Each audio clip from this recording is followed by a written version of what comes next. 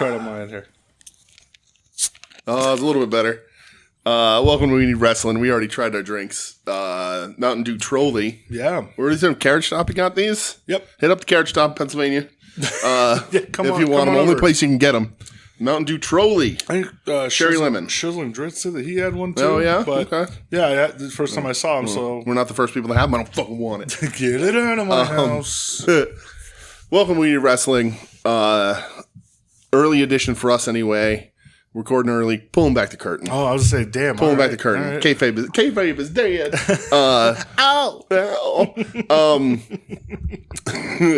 We're recording a little early because there's important business on a Thursday night. The first important business of the year. Exactly. Right, nothing like a fan base that loves to prove to the world they can spell a simple word. Yeah, the Jets, right?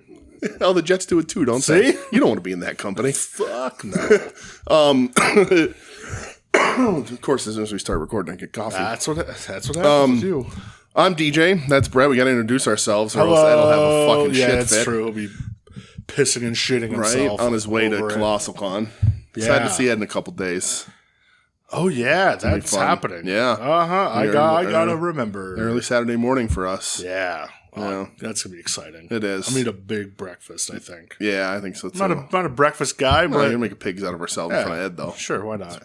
It's what Ed would want us to do. His friend judges me for my coffee again. I swear to God, I'm gonna fucking stab that bitch right in her face. Jesus Christ. Just catching a fork. Whoa.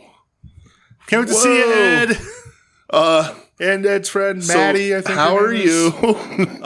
I'm good, man. I'm very checked out of the world this week. Yeah, how's your vacation? It's been great. Does it run through next week? Like mid next week. Okay. It's been great. I've been just chilling. Okay, good. Caught up on all my comic book reading today. Oh, yeah? Yes. Oh, I read a bunch too. We'll have to discuss. I read a lot. Yeah. What stood out? Give me what do you really like? Well, so I finally got my copy from 2 weeks ago of Spider-Man Kryptonite Spectrum. Superman. Yes, Close. Sorry. Fucking hell. Almost all the letters are the same. Love that. I thought that was awesome. I read your copy. Yeah. And I think I wiped the fingerprints off of it. I liked it more than I thought I would when I looked at the art. The art's a little jarring. I didn't love the art. Yeah. Why everyone has like the Michael Strahan gap tooth thing that freaked me out a little bit. Yeah. I did like it though. But I like the story. What else? I wish they'd go back to the more Silver Age. Like then now Red Kryptonite makes them angry. Red Kryptonite used to turn them into animals and shit back in the day. But whatever, I get it. I also dropped 3 things. Ooh. Yeah. That's more important. What'd you drop? Deadpool Wolverine. Okay. That was issue 8. Okay. I'm All right. over it. Death of Silver Surfer. Yeah. I got 3 issues on that. It's just not good. I dumped that after 1. Yeah, it's not good. Yeah. And Superman Unlimited. Oh yeah. Yeah. Okay. Didn't. Was this the Man Bat issue? Yeah. Yeah. They're Didn't love that. They're like okay. They're okay. Yeah. And for as much as like you and I read, Yeah. I just didn't make. That's the thing. cut. It didn't ever make the cut for me because I already read the other Superman books, which are so much better. Yeah. But yeah. All right. I'm glad Helverine is still hanging in there. Damn right. The Hell Hulk, man. It's One more month. It might be one more month, but yeah, I read a bunch of other shit. Nice. I liked more than I didn't. Good. Which is always Yeah. the good thing. And then I added a bunch of shit to my pull list today. Nice. So. No, not a bunch of shit. Yeah. Ongoing stuff. Okay. They finally did like the listing for Red Hulk number 9 or 10, and that's the final issue. And I'm like, they did a 10-issue run as tie-ins. It's ending at 10 and that's it? Yeah. And it's all One World Under. It's all tie-ins, dude. That's insane. I was like, what are we doing? Well, and like here? people had a good response to it. You think they'd keep it going, but I guess they're like, no, there's no story here. It's just this. It's just this. And if they numbered it out of 10 or 9 from the beginning, less people would have bought it. Yeah. So that's done. Okay. That's really I read funny. it. It's like in the finale. I'm like, are you fucking kidding? Just go in the box with One World Under Doom and you're good. Every single issue was a tie-in. That's hilarious. But yeah. Okay. I only added a couple. I added. I'm gonna try that Infernal Hulk. See how that is. Okay. All right. Give it a whirl. Why not? Plus, like, my variant covers for DCKO. Yeah. I'm getting the one variant for the DC Marvel, Batman, Deadpool, the Gambit and Robin cover. Because, I got to rep for my guy Gambit. That's true. But yeah, I read a bunch of other stuff. Good. I read a little bit too the other day. Nice. Good. Welcome to we need long box heroes. We need comics. Yeah. There's no other comic book show on this network. No, not at all. I mean, as I told somebody in the comic shop this week, because there was when I was in there, check out Long Box Heroes. Somebody was talking to Todd and was like, "Oh, you do a podcast? Where can I find it?" and whatever. And Todd showed it to him, and then Todd was like saying bad things about his co-host to the guy. And then I was like, I started that show with them, and they kicked me off. Yeah. And the guy was like, "Really?" I go, "Yeah, the other guy, not Todd, the less handsome one." Oh, I also liked Immortal Legends Batman. Yeah, was that good? Yeah, I liked it a lot. Good. So we'll see how that Like continues. Power Rangers via Batman. Yeah, right? Is Kyle Higgins writing it? I think so. Yes, that dude loves Power Rangers.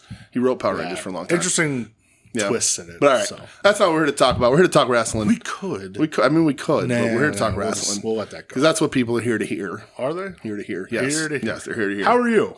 I'm good, bud. Good. Working, I figured you're working. Got a big job, so we're doing that a lot. What else? Worked Labor Day because working 9 to 5. I mean, not quite 9 to 5, but working 9 to like 4. 10 to 4:30. No, that's not true. But with an hour lunch in there. So the funny thing about lunch is when Michelle's not here, if she's in the office or whatever, I don't take a lunch. I just work. I just been cramming White Castle down my throat at my computer. Somebody's got to eat it.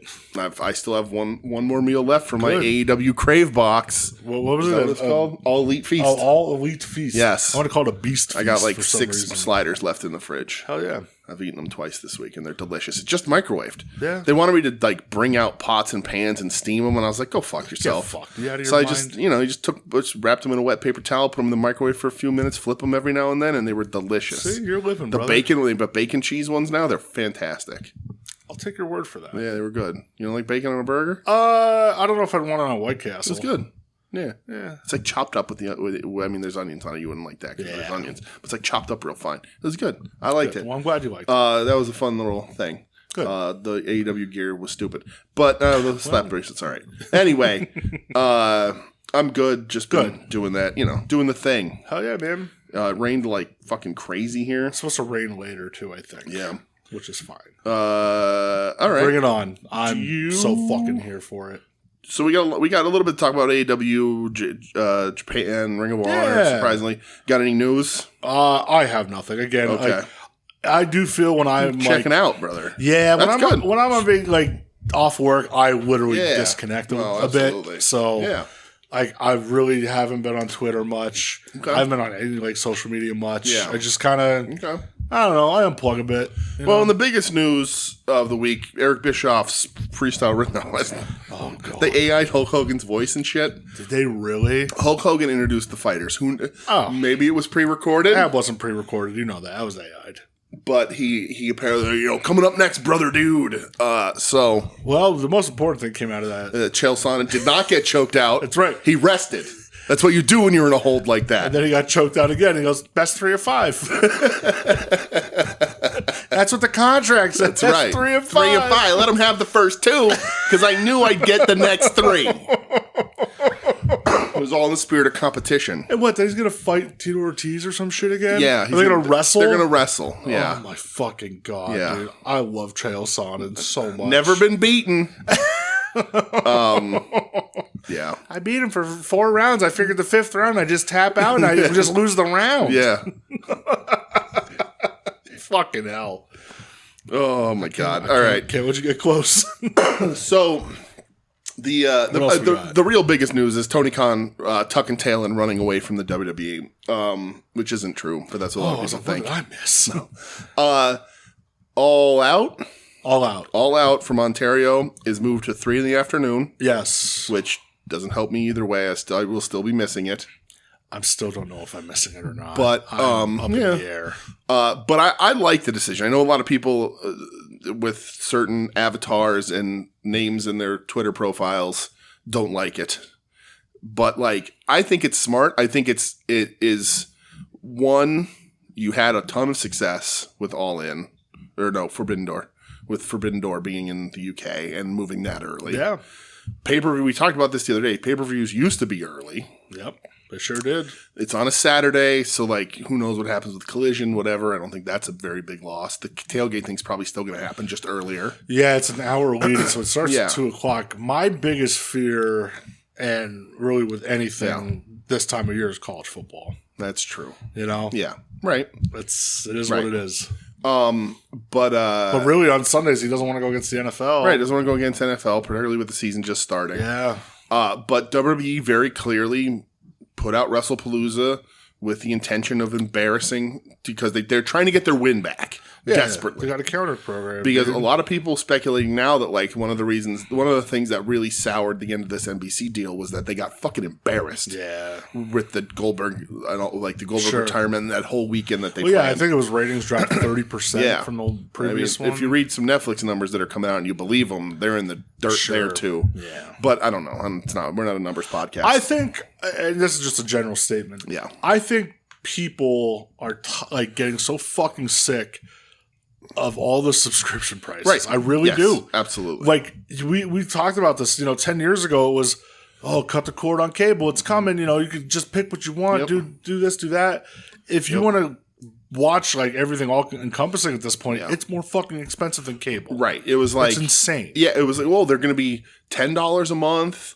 You're paying $70 for cable, you can have 7 streaming services, and now every streaming service is $20 or more, and they've all added ads. You want the premium one. Right. Oh, then fucking Netflix. Oh, we're gonna scale down the resolution. Like that's crazy. It's insane. Unbelievable. So we know that WWE, the merch store, just see the merch store spoiling AJ Lee's return. I did see that, yeah. So we know that's happening. We know they're pulling her back out because, for whatever reason, we're not a rumor or innuendo podcast. So I'm not going to sit here and say it's awful weird that she's coming back to a company that she had a bunch of problems with the reason why she left 10 years ago. I don't know who that sounds like, but it was an attempt to get their win back over AEW, booking Lesnar, Cena, and like just all the top people they possibly could, and then bringing AJ Lee back, and they're still going to have that show. Yeah, but it looks a little bit pointless now because AEW is like, well, we'll just go earlier because we're going to be middle of the country anyway.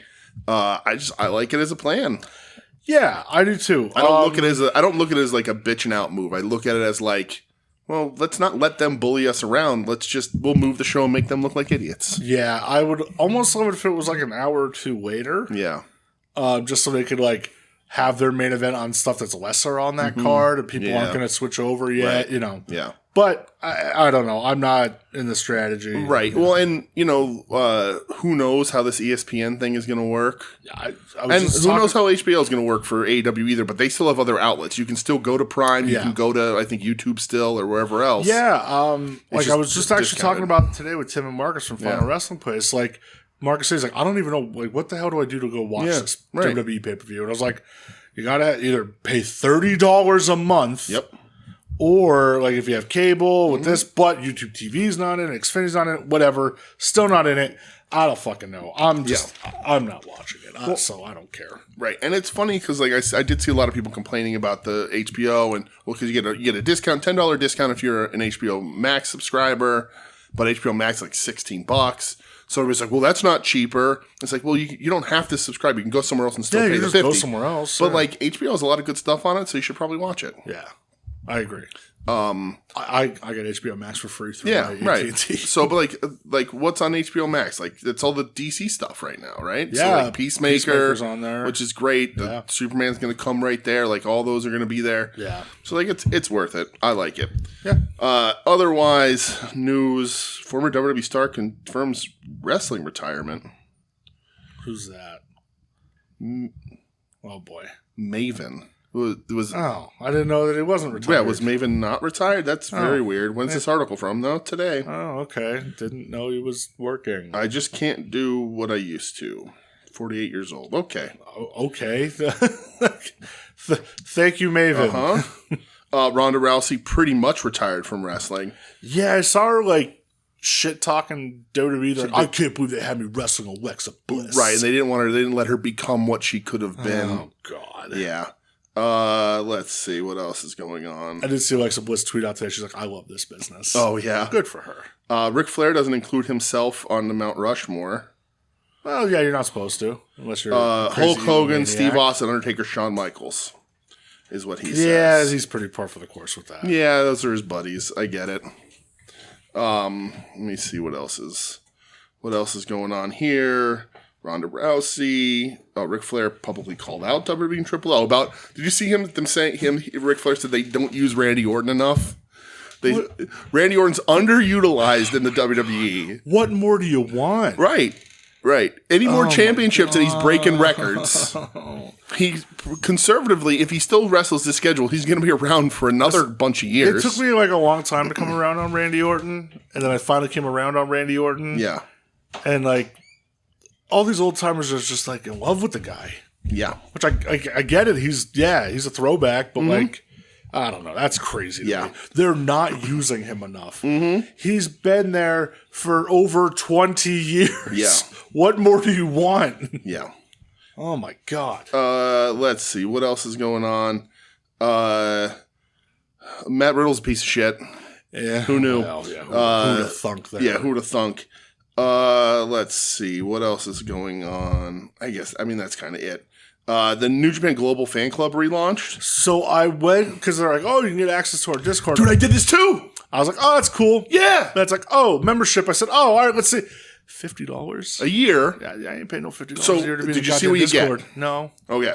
So you get... I'm going to get Tanahashi rubbing my shoulders or something. Well, we'll talk about that later. So you get a $30 gift card to Token Shop. Okay. So you can buy, whatever. So I could buy a shirt, pay $10 extra plus the shipping. Yes. All right, cool. You get exclusive merch and like exclusive opportunities to like stuff. A raffle for autographs. They don't come to the U.S. anymore. Right. And if you go to a show, you get like special membership gifts if you show your membership.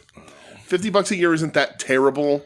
But also, I just wanted to be in the Discord to talk about New Japan. That's it, yeah. I would have liked that, Like, I don't, so whatever. I wonder how monitored that Discord's going to be. Who knows? Probably not very well. Because, boy, what a good time to announce the membership when, tag leagues are coming up. Cool, that's awesome, man. Yeah, super awesome. Super dope. And I just really quick have a thing I want to play on here, and then we can walk away. It's a day that ends with Y, and Cody Rhodes has a gripe. Oh, Jesus Christ. And so I just want to play this as the end of the news segment here. This is Cody Rhodes on his podcast, which I'm not going to name, talking to Bruce Pritchard. Sweet of Bruce. all people. I'm sure. I didn't listen. I hope he questions Bruce's very public hatred of Dusty. Yeah, I hope Joe does a breakdown over on Ad Office Wrestling, because yes, he loves his Sweet Brucey. Yeah. All right, here we go. I do agree social can be very scary is when they take it as fact. Correct. There's a line about me in a book about how I was last to sign when me and the boys started the alternative promotion. All right. That line is taken as if it is a biblical verse, and it is something that's used anytime you have to build a case. And so badly, I've always felt like, well, I'm going to have to write my book, my version. I'm going to have to dispel. But here's... Okay. And here he is from an interview a few months back. I knew it was coming. I hated that in the Young Bucks book, they said I was last to the signing. Because so yes, I guess I was the last. And yes, I had different thoughts. And it's not incorrect at all what they said. That you were physically the last person. Yeah, like it's not... Sign your name. It's not incorrect. So, Cody. Oh, Cody. You really did teach Bryan Danielson how to lie, didn't you? He really did. He really did. I hope that he loses track of his lies. Yeah. That's cool. Well, it's good. Somebody needed to take up that mantle because the last guy who did that died. That's true. But Cody, I was thinking about Cody this week because of this, and I was like, Cody Rhodes is definitely going to try and enter politics when he retires, right? He's already talked about that. Yeah, like he's already a politician. Yeah, look at Michelle's face. About that's it, 100%, right? Like that's already like he's already a politician. 100%. Just a fucking dirtbag. Yeah. And I couldn't love his father anymore.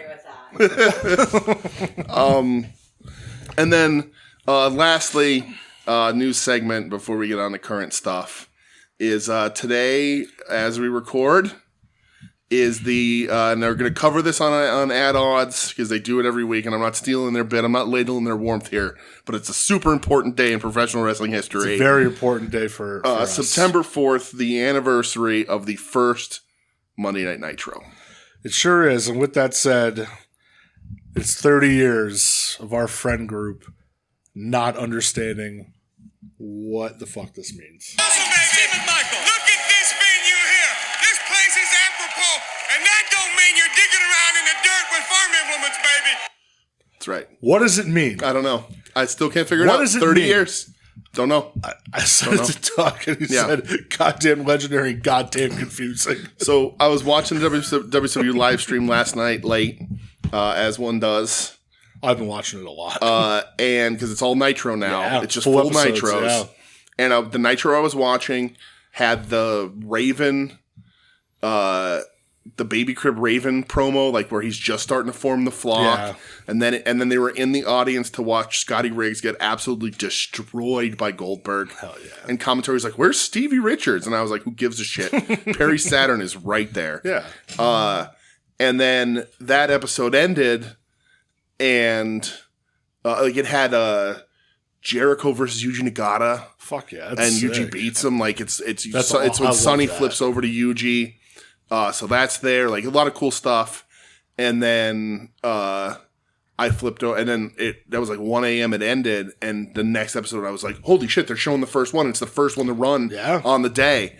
And I haven't watched it in a really long time. Obviously, the first match with Liger and Pillman. Yeah. Obviously, Mongo on commentary. You get that commentary team. I hadn't realized they centered Scott Norton on that first episode as much as they did. Absolutely. When he comes out and like he wants to fight somebody, like that was really cool. Yeah.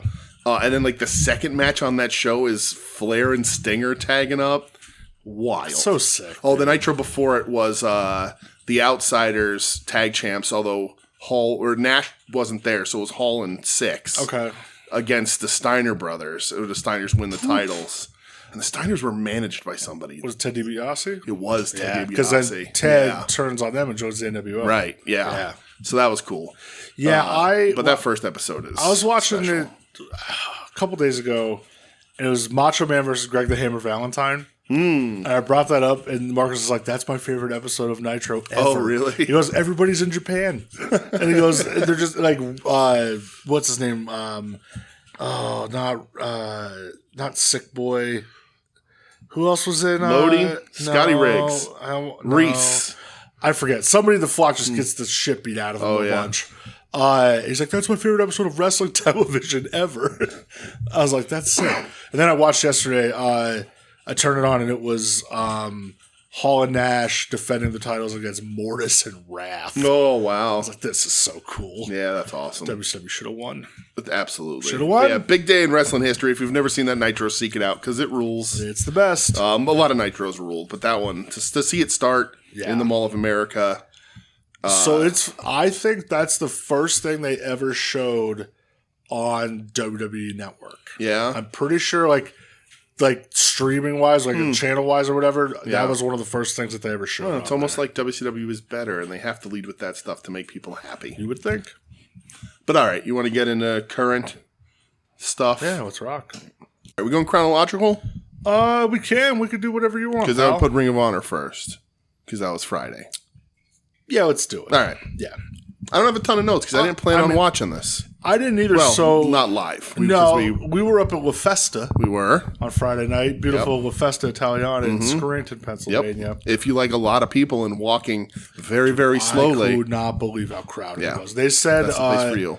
So they were up there 4 days. They said it's probably the highest attendance they've ever had. Wow. Because it was great weather. Yeah, it was wasn't really too nice. hot. Yeah. It wasn't too cold. No rain. Yeah. Perfect weather. Other people, strangers, talked to me about at the comic shop. Talked to me about those garlic knot sandwiches, sliders or whatever. Yeah, so they were. It was a hit apparently. Quite delicious. I had a lobster tail pastry and it was delicious. I ate that when I got home. I took my cannolis and I had a cannoli like every morning. Nice. With my coffee. With some cannolis. Coffee yesterday. and cannoli. Oh, Nice. Wonderful. All right, yeah. So this was Friday night. Yeah. I got home and I was like, let me throw it on. And when I was on my way home, the message went out about the pay-per-view stream getting fucked up. Which is the only reason why I watched it, really. Yeah, it got fucked up and got added to YouTube for free live.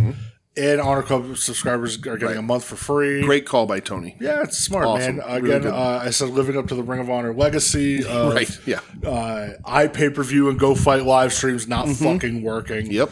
I ended up, I watched, 3 matches, I think it was. The last 2 are all I have. But the last 2 are what you want to talk about. Yeah, and I didn't go back and watch anything else. Me neither. I didn't. Okay. I was like, nah, I'm good. Yeah. I don't need to see the swirl. What that makes me think of poop. Or a toilet, a swirly. Yeah. Also, because I saw because the icon or the logo is vanilla with it's an ice cream cone, vanilla and chocolate. Twist. That's a twist. Yeah, that's not a swirl. That's a twist. I agree. So is a swirl a thing like pop? Are other people calling things not what they're called here? That's true. Hey, do other people in the country call it a swirl? People that aren't from our neck of the woods, northeastern Pennsylvania, vanilla chocolate ice cream. Do you call it a twist? Or do you call it a soft serve when they're together in the cone. Is it a twist or a swirl? To me, it's a twist. It's always been a twist. When they say swirl, it makes me think swirlies. Yeah. And then I'm like, you're putting somebody's head in the toilet. That's real stupid. Yeah. But again, we're also a weird part of the country here. So that is true. We call things, people call bell peppers mangoes. Yeah. So that's strange. Maybe everybody else around the country saw swirl and was like, oh, that makes sense. They're ice cream. Before we get into this, I forgot. Yes. We have a question. Oh shit! Not from Ed. Oh no, it was the return of the Would You Rather. Oh, this is from J Pop. He says, "All right, another bolt of inspiration hit. Would you rather Bob Seger or Serge Tankian to sing the hits of Joy Division / New Order?" Whoa, that is. I don't know how that kind of thought pops into your brain. Oh man, that's tough. I feel like Serge would probably be better at it. Yeah. I couldn't imagine Bob Seger and his raspy ass voice. I think singing, the step Love Will Tear Us Apart. Yeah, I think the fact that and granted System of a Down is a giant band, but still have that underground feel to them. They're a little less further removed from what Joy Division was doing. It's so funny you say they have the underground feel when they just headlined MetLife Stadium. Well, I know they're huge, but I know, you know what I mean? Yeah. The style of music they play is a little less globally popular. Yeah.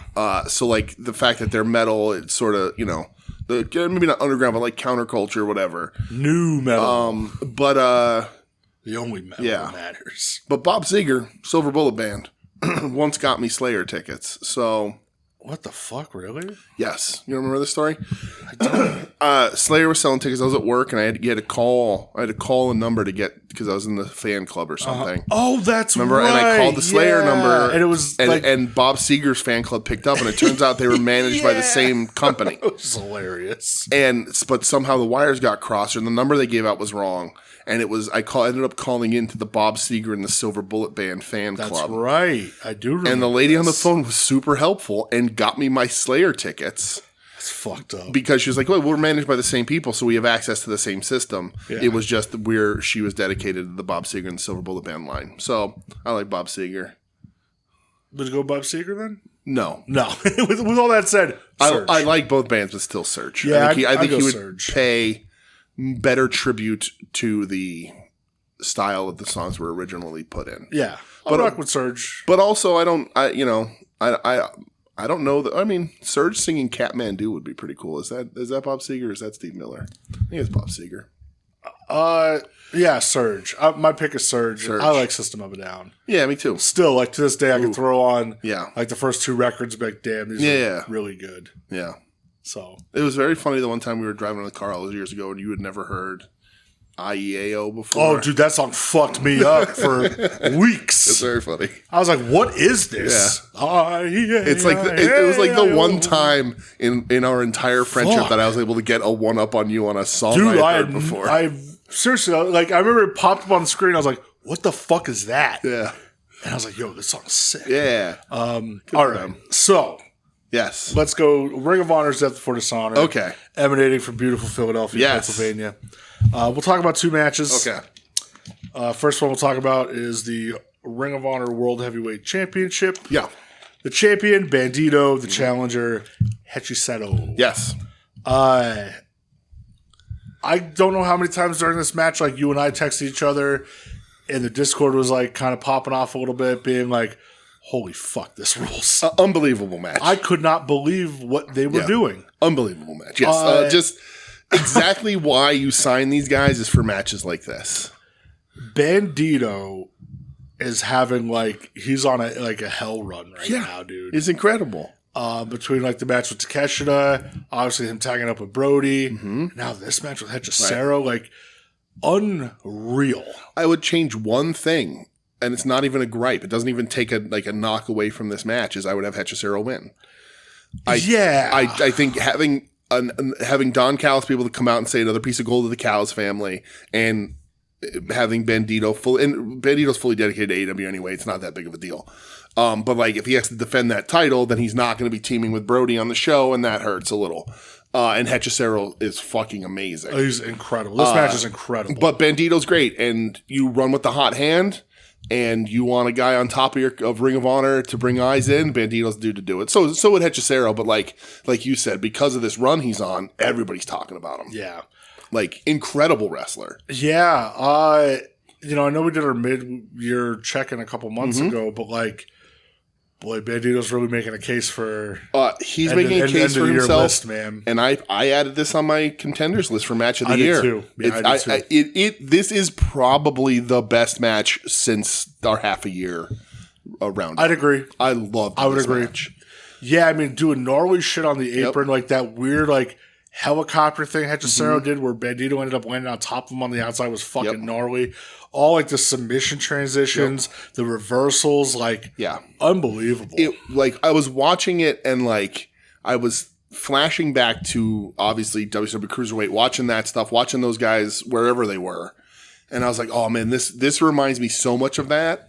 And then just elevated to being 20 years after or 30 years after when those things were happening. Not getting, 7 minutes on television. Right. Just like a perfect Americanized luchador match. Like, because it's not full. I mean, they wrestled as pretty close, but like they make some tweaks because American audiences, myself included, sometimes struggle with a pure Lucha Libre style. Yeah. But like this match, it just ruled. Like it's incredible. Yeah, like they just did so many crazy things. Like, and I was just watching going, I can't believe this match. I can't believe this is fucking happening. It's not the main event. Yeah, so crazy match. Watch this match. When Bandito won, did you feel like, okay, what's going to happen with this next match? Yes. Because the next match is for the Ring of Honor Women's Championship. The Forever Champ Athena against the challenger, holder of the prestigious interim Ring of Honor Women's World Television title. Put some respect on that. Mina Shirakawa. Right. So when Bandito won, were you thinking like, oh, okay, you're going to throw Mina? So I thought the only reason why Bandito won was because the heel was going to, or because they didn't want the heel to win. To close the show. To close the show. I thought they were going to switch it. Like, like you were going to do a babyface win here. Oh, I guess Athena was the heel. Yeah. So, I thought, I was like, oh, no. I was like, Hechicero wins because Mina's going to win the main event. Yeah. And you don't want to do the two baby faces. And then Bandito won, and I was like, okay. And then I honestly don't know where this is going. Yeah. So, because Athena ends up retaining. Crazy. A really good match. This is one of those, like, again, halfway through, I was just like, she should never lose this belt. Like, I know I say it, but then you see her, like, in that setting, she controls the crowd, they react, but she's so good, and I'm like, just never lose it then, I guess. Fuck it. At this point, why? Right. It does. She hit her 1,000 days. She did, yeah. And it brings a lot of wrestling theory and philosophy into it, right? Because, like, selfishly, I want Athena on TV every week, on regular TV. I think she deserves a big time contract. She deserves more zeros on the end of her on the end of her paycheck every month, week, whatever, year. And I want her dedicated to AEW because that the AEW's women's division is really starting to fire, and she is just a great addition, and she's being featured more there. Yeah, we're going to talk about the women's division a little bit later. But, like, the other hand is do you have someone lose a title when there's not somebody who can carry it after her or after them? Either way. And it's like, is it worth to serve the main show? Or do you serve the title? There goes my drink. Do you serve the title? And like, I think and Bandito falls into this too, even though Hechicero's great. You have two of the hottest, most talked about wrestlers in the world right now. And they're on Ring of Honor, and they're new Ring of Honor champions. Yeah, and it comes back to that old argument of, well, if you like them so much, you go out of your way to watch them. Yeah, and there's value to that. You know, I can't say you're wrong when people say that. Right. But it is Ring of Honor at this point. Right. I loved Athena coming out with the blue meanie as a minion and her doing the meanie dance. Like, Call back to the promo. Me, I go, you're not a fucking heel. No. Like that's babyface shit in Philly. You know? I mean, you have a title for that long. She's as good as she is. Eventually, you get turned. Yeah. It's just that Mina is as white meat babyface as you could possibly get. So this match over delivered. I thought for sure. I thought it was going to be good, but like. You're following one of, like you said, I think match of the year contender. One of them, absolutely. And definitely the best match of the back half of this year. Yeah, like it's crazy to follow that, but they definitely held their own. And I love Mina. But but Mina's not Mayu. Mina's not, I mean, there's, like Mina is a very talented wrestler, but Mina's appeal is a little broader. Then, but like I would say somebody like even Saya Kamatani is a better wrestler than Mina. Yeah. So like Mina is super entertaining, obviously for various reasons, and she's a very talented wrestler, but I wasn't expecting this kind of match. I was like, okay, it's going to be really good, but like this was kind of epic. Dude, I love the limb work in this. Yeah. Like her working Athena's knee, Athena working hand working, like crazy good psychology. I loved that. Yeah, I just was like a little shocked by that. It had big time bumps. Yeah, it had tight striking and it had good storytelling. Like this match, like if it didn't follow what I think is one of the best matches I've seen this year, I'd be like, this match blew everything right out. Like, this is worth the pay-per-view alone. And then there comes the conversation as well of, would this benefit AEW if these matches were in the AEW setting? Right. Especially right now with AEW, just lost a lot of star power. Yeah. So, I think about this too. Yeah. I think it's a good question. For me... So, like, we'll get to Dynamite this week, but this week they did a women's title match of Mercedes Moné versus Alex Windsor. Mm-hmm. They built that really quick over the past couple of weeks and they put it on TV. I think that they should treat... Well, and then Mercedes has the next match coming up on the pay-per-view, which is the bigger match, right? Big title matches on pay-per-views. Doesn't mean you can't have title matches during TV. Which this was a title match, which is smart. In modern wrestling, when you see a title match on free TV, you're like, okay, nothing's changing hands here. Yeah, there's exceptions, but very rarely. Mm-hmm. So I don't think you should be taking Ring of Honor title matches off of Ring of Honor. But these kind of matches should be on the AEW pay-per-views. So, I probably should have worded this a little bit better. These, just take Ring of Honor out of the equation. Okay. These aren't for Ring of Honor titles. Mm-hmm. They're for AEW titles. Yeah. Okay. Do you think it would serve AEW better? And listen, I get it. Having long matches like these, you can't really do on TV. Right. But on a pay-per-view, coming up in a couple weeks, which a lot of people are already complaining about, star power on that. Mm-hmm. Imagine a Bandito Hechicero for a lesser AEW title. Yeah.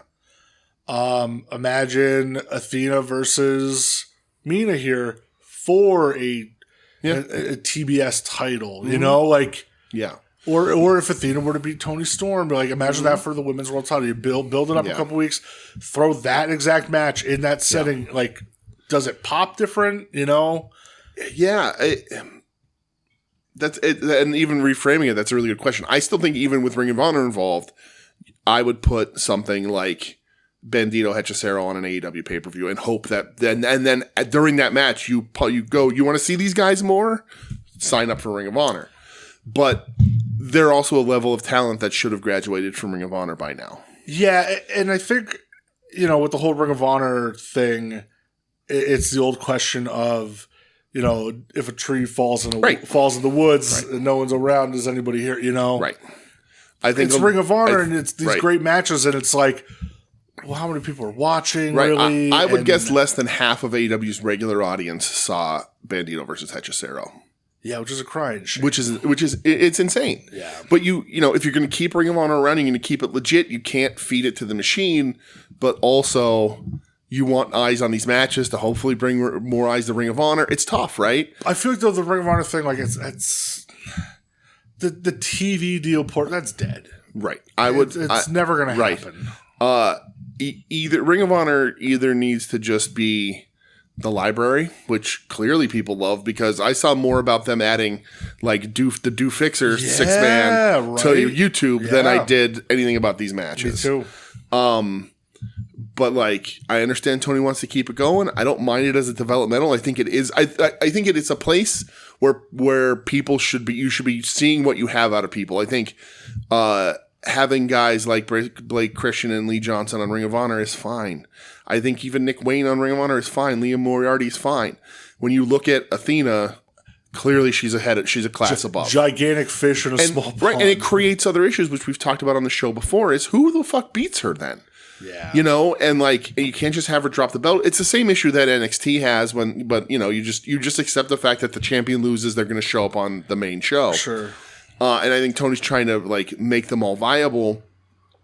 I think I would cut bait for Ring of Honor, or I would make Ring of Honor free on YouTube and show the matches that are recorded every week and just make it YouTube. Stop doing the... Do with that what you did with like AEW Dark. Right. That's what I would do. And there's money to be made in small venues running these Ring of Honor pay-per-views, which I also still think you could do. I still think you could drop the price of them and have the free show on YouTube and have the streaming service that the free shows go up on YouTube, and then the pay-per-view still land there, and maybe you cut the price back. Smaller venue, back. hot crowd. Right? Because if you're given the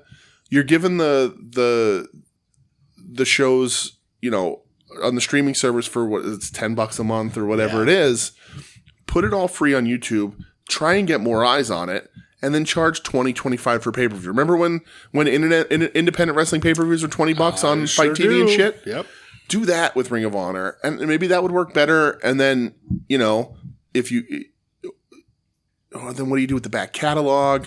It's tough. I don't know. It's tough. I don't know. I'm not a businessman. But I think there's more money in having a place where people can go and watch Joe Kobashi than what you're currently running as your undercard of your pay-per-views. But also, you just put Joe Kobashi for free on YouTube, so then I don't need a streaming service to do it. I think it's smart for them to upload back catalog to YouTube at this point.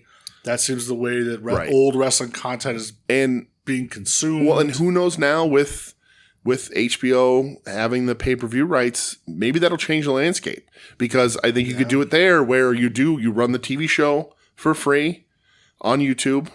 You put the back catalog on HBO. You put the pay-per-views that are cheaper on HBO. Start actually calling it AEW Presents Ring of Honor. Yeah. And have it all there. I don't know that you need 2 separate streaming services. Let's just absorb it. Let's treat it like a developmental. There's nothing wrong with that. Agree.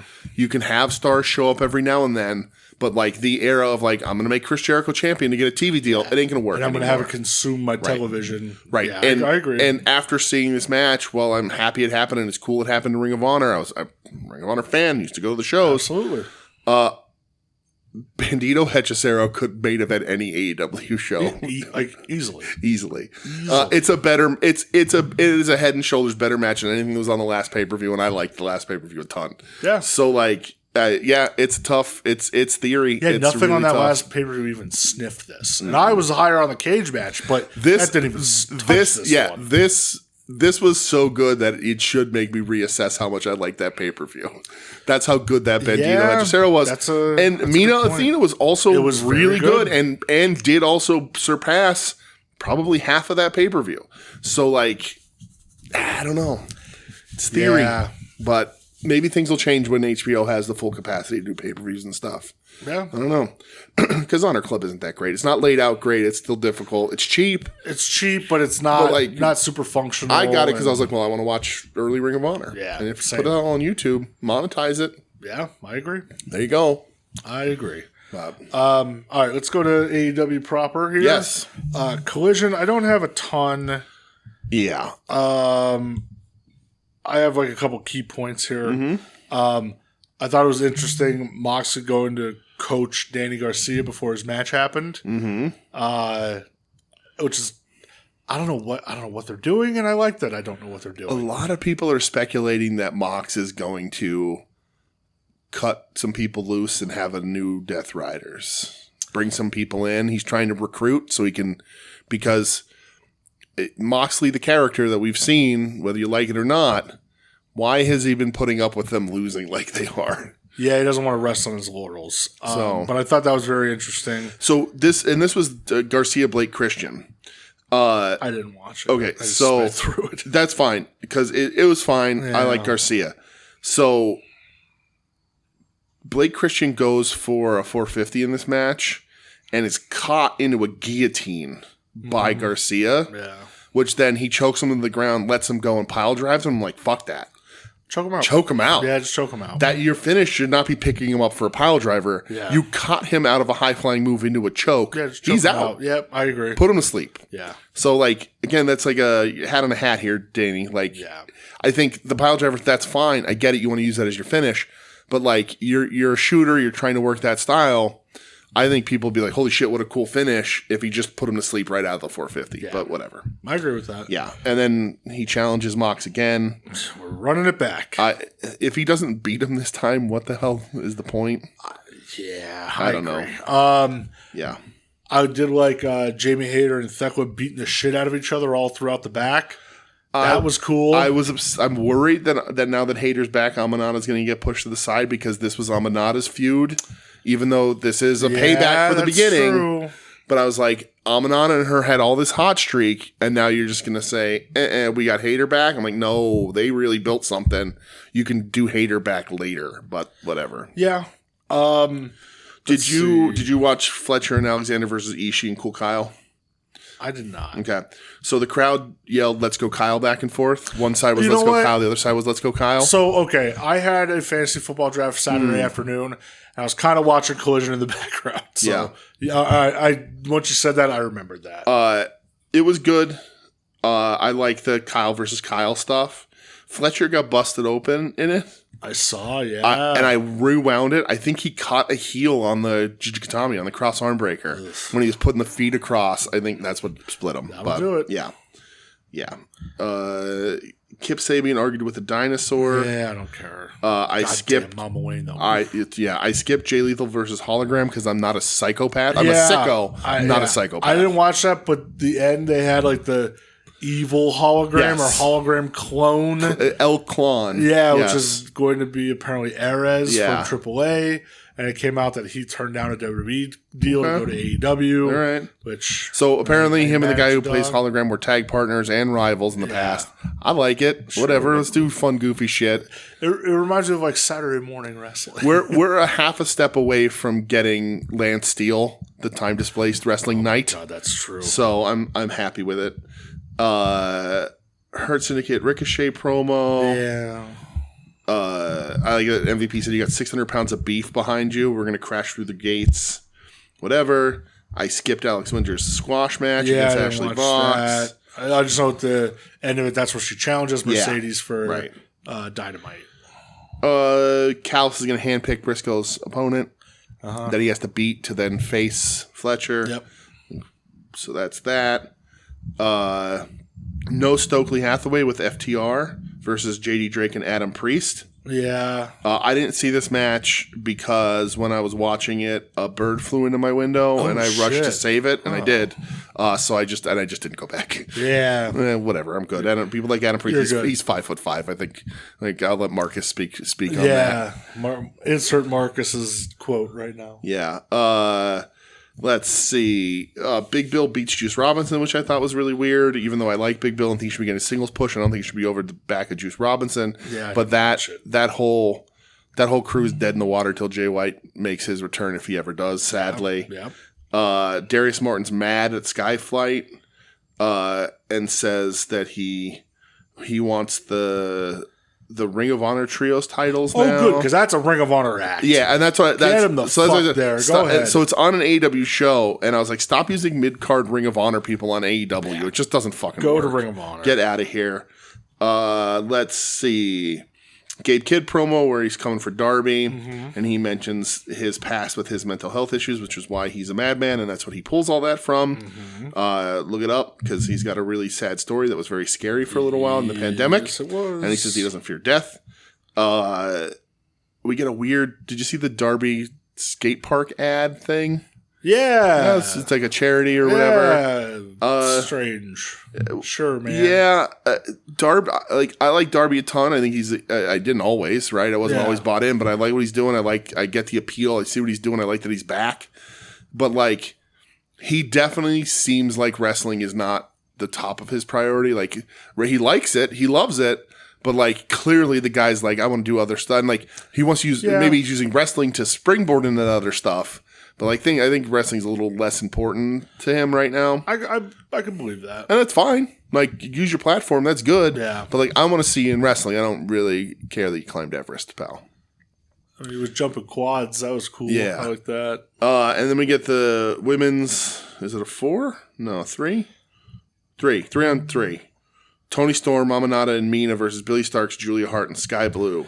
Yeah, because at the end, this is where the Thekla comes out. Yeah. And the Triangle of Madness just goes rinse, repeat, rinse, repeat, rinse, repeat while they lay out all 3 of them. Yes. I was just like, guys, do something different. Right. You don't need to do this weird, snapmare, super kick, spear. Yeah. Like, so like, just beat people up. Like, don't. Right. And plus, because every time you had to wait for your person to sell up out of the flip bump. Mina gets the win, which is the juicer up for, I don't know, whatever. Because I guess, for what. Yeah, she just lost on the pay per view, so I don't know. But good for Mina. I like Mina a ton. I do too. Whatever. But then, Thekla jumps Mina. Then Amanada gets beat down. And I'm like, oh, they're just taking out everybody. Yeah, and then Toni Storm gets beat down by them. Which I'm like, wait, we're having her get beat down by them too? You're trying to get them legitimate, I guess. But Hayter, Mina, and Amanada versus the Triangle of Sadness or whatever the hell they are. You mean the 3 faces of fear? The 3 faces of fear. Faces? That could work because Tony is going to be somewhere else. Willow's involved with the Death Rider stuff. Here and there, kind of, sort of, maybe. Brother, we'll little talk bit about it. Maybe not. Yeah, we'll talk about it. Willow, like to quote Ric Flair about Randy Orton, Willow remains the most maybe underutilized person in the entire fucking company. Agreed, and that's perfect to start getting to Dynamite. Starts with like Gabe Kidd looking for Darby. They fight all throughout the arena. Yeah, they're fighting outside. The Death Riders get involved, which then the lights go out and the hook signal happens. Nobody cared. Nope. And then... Do you think it's because everybody's over Hook, like maybe they should be? Or do you think it's the new music that people are like, it's not hype enough to get people going and people don't recognize it yet? I think it's a little combination of both. Yeah. Well, because when the Ops went out instead, people were fucking hyped for Joe and Hobbs around are whooping ass. Right. And then all of a sudden the camera just flashes over and there's Willow beating the shit out of Marina. I was like, wait, what the fuck? Not even mentioned, yeah. What are we doing here? I don't know. I feel like we are just in like a weird holding pattern. With Willow particularly, I think because of and this doesn't have anything to do with Willow right now, but I think because of the injuries at the top of AEW again, some bad habits are creeping back in. I'm going to talk about that more in a little bit. But I think Willow suffers in AEW from the fact that she is so super over and so good that Tony, I think, has the mindset of, well, I only want to use her in like important things. So then he doesn't end up using her at all until like one moment. And it's like, no, she should be everywhere. I agree with that. But I also we're still doing this. Also, the Death Riders have been beaten. And right. Like, okay, you lost your title. Yes. You lost to that super team at the last pay-per-view. Yeah. But I don't know. Yeah, when's Darby gonna get his final So they nail in the coffin on this? They add Gabe Kidd. They say now he's a permanent member. Yeah. And I sort of felt like when Moxley lost the title that the Death Rider should have disbanded. That should have been the end. So that or else okay, you have that happen, and then it's okay, then Darby systematically takes them down one by one till it's just Mox left standing. And it's him and Mox. Maybe they're going to do that for World's End in December. But also, if you remember, what was set up before Everest with Darby was it was going to be him and Ospreay. And Ospreay's gone.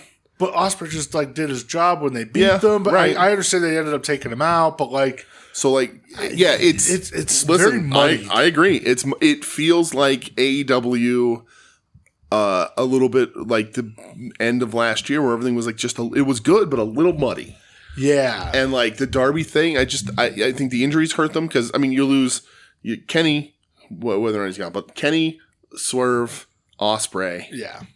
Gone. Yeah. And it's tough. Having Darby back's a big deal. And him fighting the Death Riders is great, but the Ops, now how long have they been fighting the Death Riders? Right. And right, when the Ops won the Trios titles off of them, you already beat them. You don't need to come out and fight them anymore. Yeah. The Death Rider should have... And again, but it also seems like they're building the Danny Garcia team to face the Death Riders. The Darby, Danny, OC, and whoever the hell else was there. It does, but then why didn't Danny run out? Right, exactly. That's what I'm saying. That's why it's so muddy. Because so the Death Riders lost. They lost the Trios. They lost the World title. Yeah. So if they're not going to disband, which you could have dissolved them, have Mox go a little crazy, or have Mox build up new ranks, whatever, or they slip down the card a little bit. And slipping down the card a little bit is where they get Danny and that team and we'll see. We don't know if he's coming back or not, whatever, or when, but that little group, Darby, Danny, who was the fourth? I don't even remember. Darby. It was Darby, Danny, OC, and Hook. Right. Yeah. So you run that because listen, outside of OC, those are lower card, mid card guys. So you put them in the mid card against or upper mid card against Death Riders. Death Riders beat them down a bunch. You get that sympathy. Then they overcome Death Riders. Then you hope that 2-3 of those guys, if not all of them, are then elevated after it. Yeah. You're not doing that. The Death Riders lost everything, and they're still having backstage fights with the guys on the top of the card. So it's it feels a little weird. And I just I think Tony I think he probably had months planned out. Sure, and you got to book on the fly. And he had a lot of names that weren't there. Sometimes you go back to old reliable. Right, and I think... Mox still can't take that fishing trip. Right. So I just think that, he had to do a lot of erasing. Good thing he's writing in pencil. Yeah. But, and I am a little worried. Again, the shows are still really good. I'm just a little worried that, because he's without those guys, other influences are going to slip in again. And he's going to start having some bad things, some not so good things, some not so good things. And then all that just tumbles down until Chris Jericho's well, I have an idea for myself in the main event. And then we're back where we were 2 years ago. No thanks. But it is what it is. Mercedes Moné versus Alex Windsor. For the TBS title. Yes. I enjoyed this a lot. It was good. I thought it was really good. Very good. Yeah. And shout out to Mercedes. Wearing the little leggings and the arm things like Hana Kimura. It was her birthday. So I'm pretty high on Alex Windsor. I like Alex Windsor. I'm not fully there. Windsor isn't title ready in AEW yet, but she is TV ready and around circling around it for sure. But I don't think she's there. I don't think she's ready to take either belt off of anybody who has them right now. So it's tough because, who else is there? Yeah, nobody. It's a problem. I know. But it's so weird because we just talked about AEW women on the rise, but who's gonna? I don't know. The division is really good and has a ton of talent. Yeah, but Tony has booked himself 3 unbeatable women's champions in Ring of Honor and AEW. That is true. And if, it looked like Mercedes was going to lose because like, well, she doesn't even have the main women's belt. Yeah. But like once she lost to Tony when they did that match, it was like, well, what are we doing then? Yeah. Tony's untouched. Tony's the best actor you have on TV. Yeah. So you can't take the belt off of her. You could, because she'd still be the best actor you have on TV. Shouldn't necessarily need the title. But like, I get the hesitation. And also, your other best workers in that division are baby faces. So like, Willow can't go up against Tony. No. That wouldn't make any sense. Matches would be good, but it wouldn't make any sense. Willow can't go up against Mercedes because we've already seen that. So it's like you have this really good division, but you've also sacrificed them all to these three. You've even sacrificed the title holders to each other. Yeah, I mean, look at Athena can't beat Tony. Mercedes can't beat Tony. Right. So like, what do? And she has the secondary women's belt like Mercedes does. So it's like you have this really good division, but you've told me on TV that none of them can take the titles. Yeah, I mean, that pay-per-view's in 2 weeks and Toni Storm has nothing. Right. Like, so like you have to either get somebody in that the people are going to like, that you can pump up really quick and have Bozilla. I mean, possible. I don't think so, but possible. I didn't know she was trained by Josh Alexander. Yeah. That's crazy. Yep. But like, yeah, the division is really, really good, but it's hard when you have 3 infallible champions. What do? Yeah. And like, I can tell you what you don't do. We'll talk about that in a second. But for me anyway. But like, that was like what I always thought about Athena. When I was like, Athena should come in because she can day one beat either of them very believably. And they didn't have her do it. Yeah. And it's like, well, who can beat Toni Storm? Well, Mercedes. Well, no. She's busy tied up with her shit. So like, Mina's not there. Hater's start and stop. I love Hater. Yeah. Can't trust her. You gotta give her a bunch of months of being healthy before you can get her back up to there. Nobody in the Triangle of Madness could do it. You know, like Thek would be right. Not now. No. Maybe if she came in first day and you hyped her up and you did it as a shock, but now you can't because you've told her she's a trios wrestler. Yeah. And they're all really good, but it's like you blew the Megan Bayne match with Tony already. Right. Megan Bayne's already sliding back down the card. Yeah, it's very strange. It's so crazy because like it's super talented. You're right, because like they're all very over. Yeah. But like they're kind of in that holding pattern. Right. There's no next. Yeah. It's you have built 3 Roman Reignses in the women's division. Yeah. Who can beat them? Make fake belts. Right. But yeah, I do like Alex Windsor. Yeah.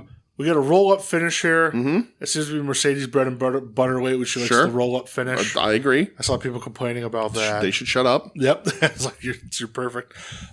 She's a heel champion. Yeah. Clean finishes don't need like. Plus, like, it's wrestling, you can win at any time. And she also can't hit her finisher anyway, so. She stopped doing it. She teases it. And it does the choke thing anyway. So after this, she's beating down Alex Windsor because Alex Windsor went to shake her hand. Mercedes flipped her the bird. Windsor jumped her, got it hit with a belt. Yep. And then we have the return of your favorite of all time, the first ever AEW Women's Champion, Riho. So I will die on this hill. I don't care. I don't think Rio's bad. But like, Rio ain't winning this. Like we just talked, Rio doesn't have the fucking heat to win this belt. What if Riho wins it? Rio's going to win it. You think? Yeah. She hasn't been on TV in a long time. But she shows up for one beatdown. She gets a match at a pay-per-view, which is not going to be as good as this Windsor match. No, I don't think Rio's not as good as a fucking wrestler. Rio's offense looks like a pillow fight. I hate it. Yeah. But I've seen her have good matches, so maybe she can prove me wrong. But for the most part, I like her music hit, and I was like, I don't even know who this is. And when she came out, I was like, oh.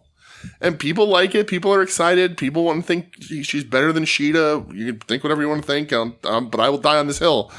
Riho is a relic of AEW from 5 or 6 years ago. It doesn't mean she shouldn't have a spot on the roster. But, like, she ain't this level. Yeah, she's just never around either. She's never around. Yeah. You know, and Sheeta has the same problem because of visa issues and whatever. Sure. But, like, Riho doesn't seem like the answer to this. So, like, we're talking about how do you beat these infallible, unbeatable champions? Well, if you have Rio beat her at the pay-per-view, it just looks forced. I think like anything at this point, though, because you've already had the champions face each other, anything at this point is going to look forced. Right. So, unless you manage to have Bozilla, like make a deal with that, squash somebody. Like I think you could have made the argument for Syuri if she didn't absolutely trick Tony Khan with needing surgery before she fucking signed. Bless her. Because you can easily like hype her up. Even when she comes back, though, right. like... It's possible because she's that fucking good. Yeah. But yeah, like Riho, that match, I ain't interested at all. Oh, you're so interested. I'm not. I just don't like her. I don't get it. I mean, I understand it, but I don't. Are her and Kenny still together? So Mark Briscoe, he has to go through somebody in the Callis family to face Kyle Fletcher. Yeah. And he's going to have to go through Konosuke Takeshita on Collision. Right. Number one, that match is going to fucking hump. Uh-huh. Very excited for it. Briscoe ain't winning it, though. Yeah, I don't know what you do. This is where Max fucks with them to pay that off at the pay-per-view. You don't have him beat Take and then have Max interfere with Fletcher. He's ready to beat him. Yes. Pull out of the ring. So then you can still say, I had him beat. So I can still later down the line challenge Fletcher. I don't think Fletcher's not going to have that belt for very much longer. But all Callis is going to have to say, you didn't beat him. Right, exactly.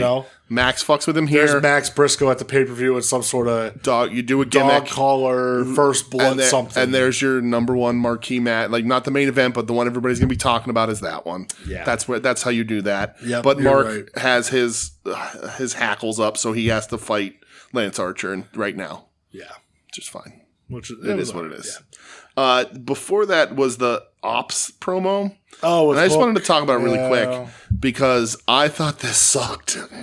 Yeah, it's not good. I've never been a Hook guy. I think he has his purpose. I understand he's going to have a job for a long time because Taz is there and it makes Taz very happy. And if it makes Taz happy, I agree with it. Can we talk about that too? About Taz? Yeah. Okay. So they did his ceremony and everything before the show last night. Taz said he didn't want it on TV. And Dave Meltzer's like, I don't agree. He's like, no, that's wrong. And Taz You don't agree with Taz? Yeah. Taz's like, I'm the fucking one saying it. Right. I'm the person. Yeah. Like, I would also like to see it, but they put it online. Yeah. So, like... Fuck off. Yeah. It's Taz's decision. Oh, my God.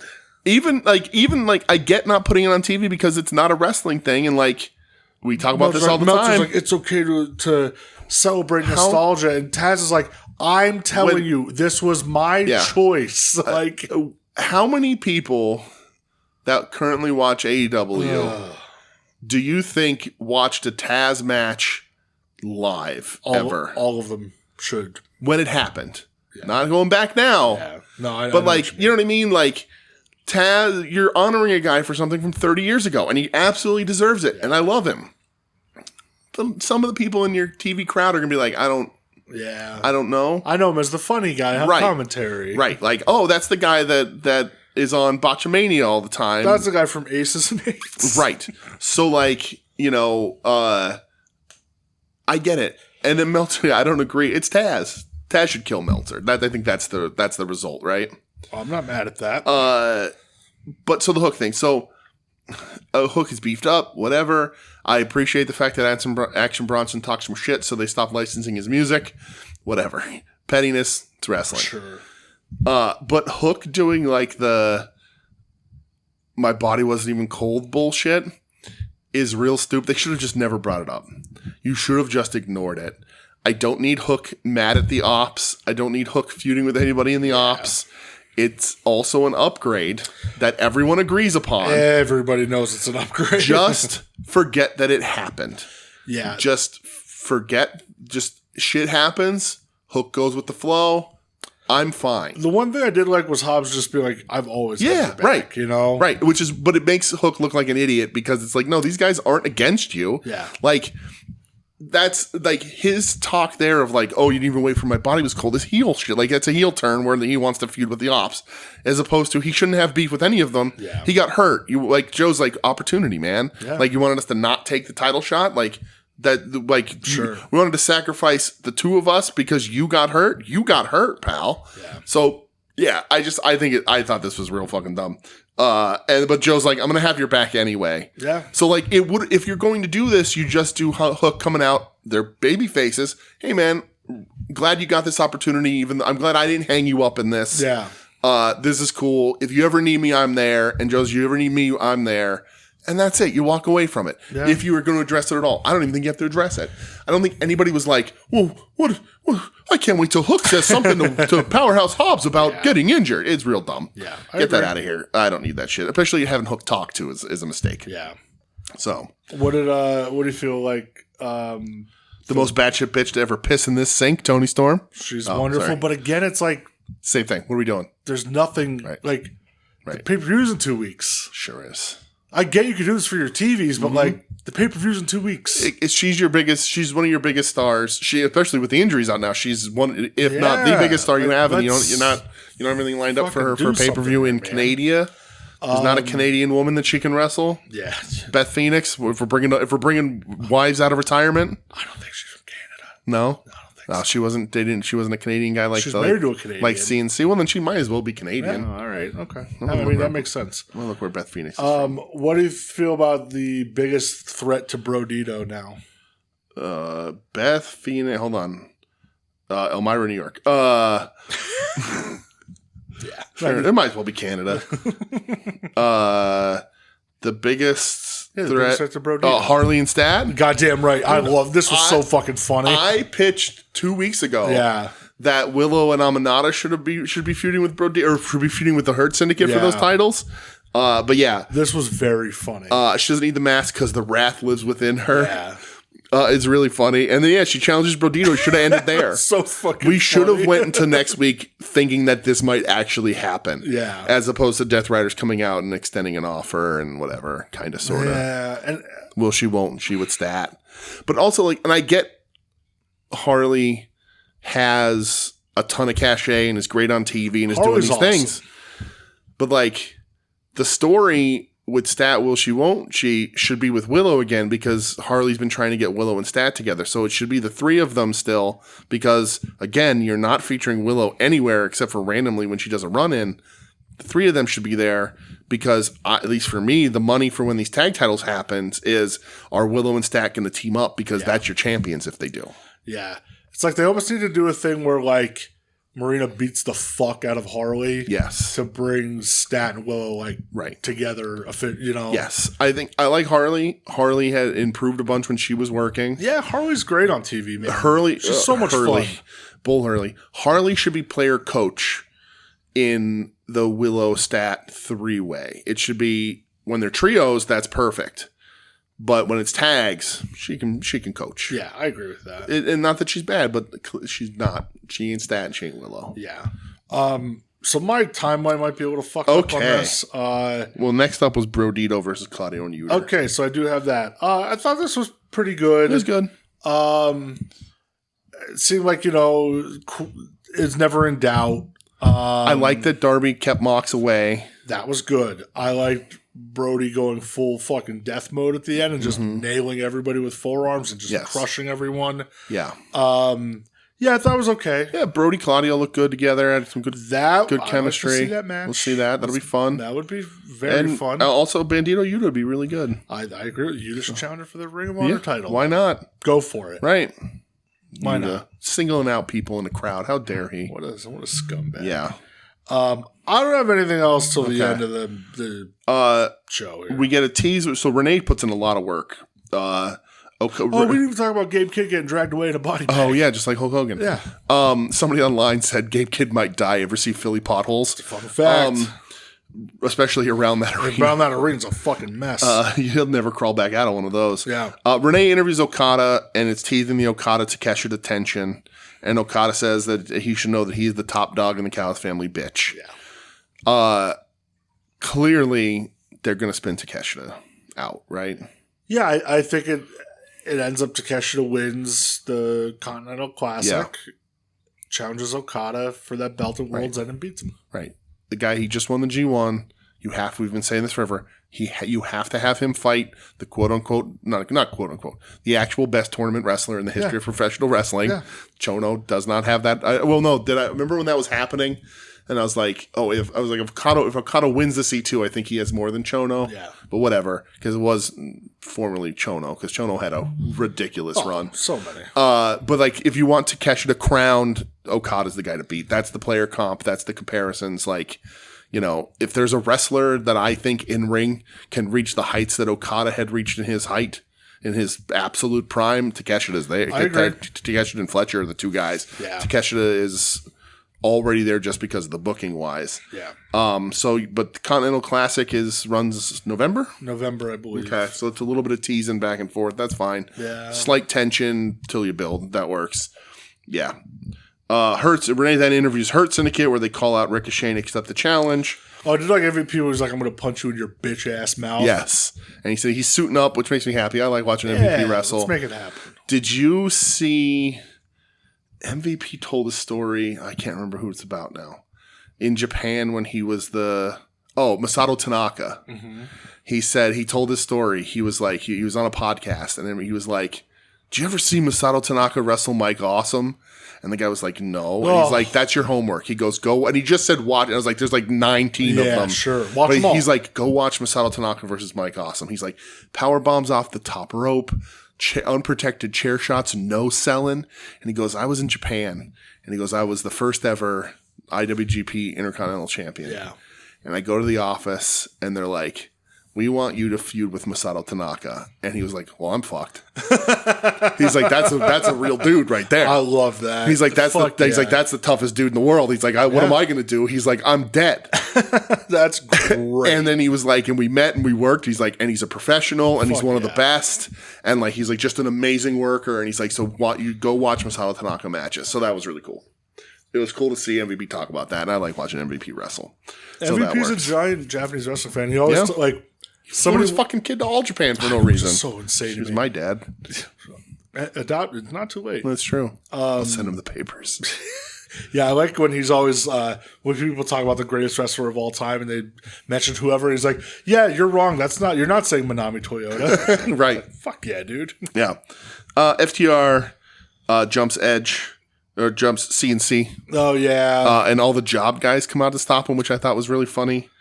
Whatever. Adam Priest throws hands with Bald. Yeah, one of them. The Bald gets split open in this too again. Yeah, then because afterwards they're cutting the promo backstage with Stokely and Adam Priest comes walking up. He's like, "Listen, like I'm sorry," and Cash is like, "I'm gonna fucking kill you." Right. Which I'm like, that'd be the guy who would do it. Did you see who his tag partner is? Yeah, Dynamite Kid. Yeah, Billington. Nephew. Right? Yeah, nephew. Yeah. Yeah. I don't know. I'm not. FTR just wanted to wrestle two Dynamite Kids. That's There's nothing wrong with that. Nothing wrong with that. Go for it. Right. They're doing this thing in between. Like they had that good match where we talked about with the Workhorsemen.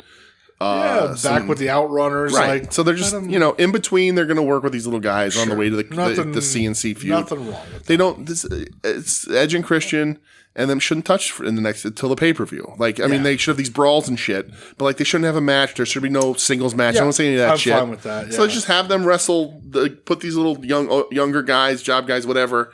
Let them have really good matches because FTR are fucking ripping it up again. They're unbelievable. So again, if the Briscoes didn't exist, FTR makes the run for one of the best the best tag team of all time. But the Briscoes exist, and I don't know that there's a tag team that'll beat them. Probably not right now. Top 5 dead or alive. And then the main event is the All-Star PWG special.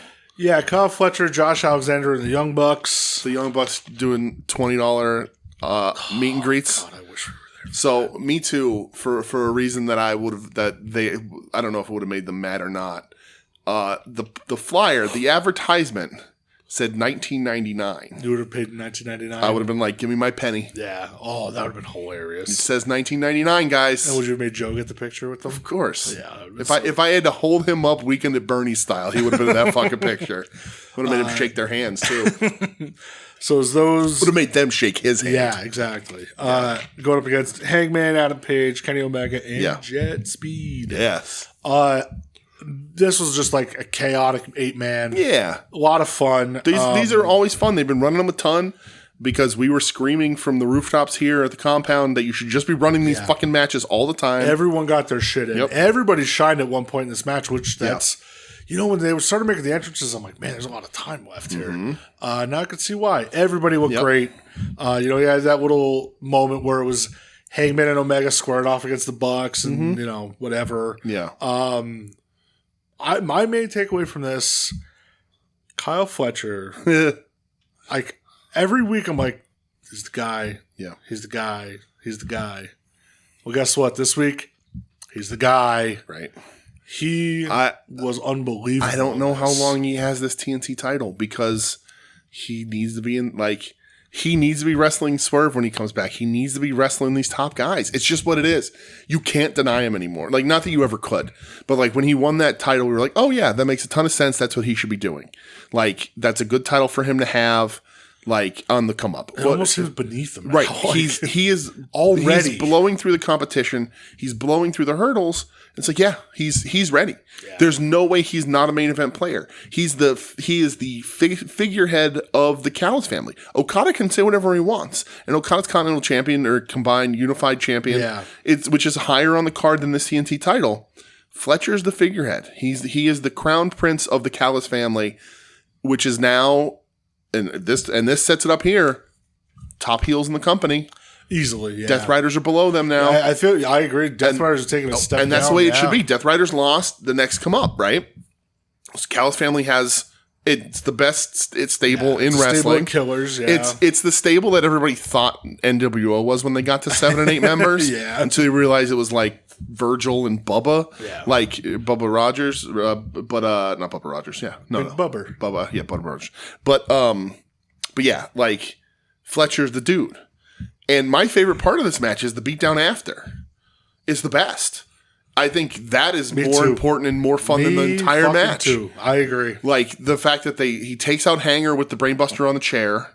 Which was gross. So there goes your champ. So of course he's going to be champ. Like it's going to be champ on champ. Fletcher should lose that. But like then he's even more dedicated to come back around. So like this is the first loss that sets him on the tear to become a true main eventer. Like when he eventually loses the Hanger.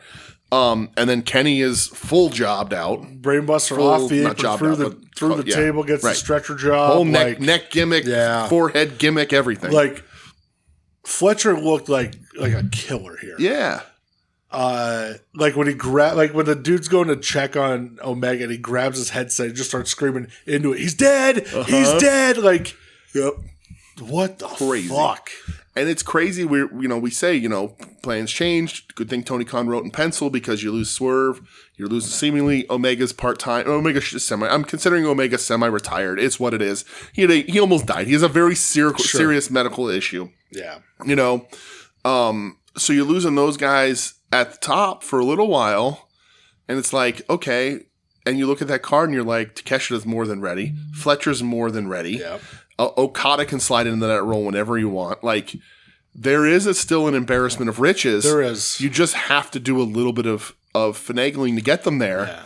And Fletcher putting Hangman through those chairs is the move that now goes main event. Yeah. Right?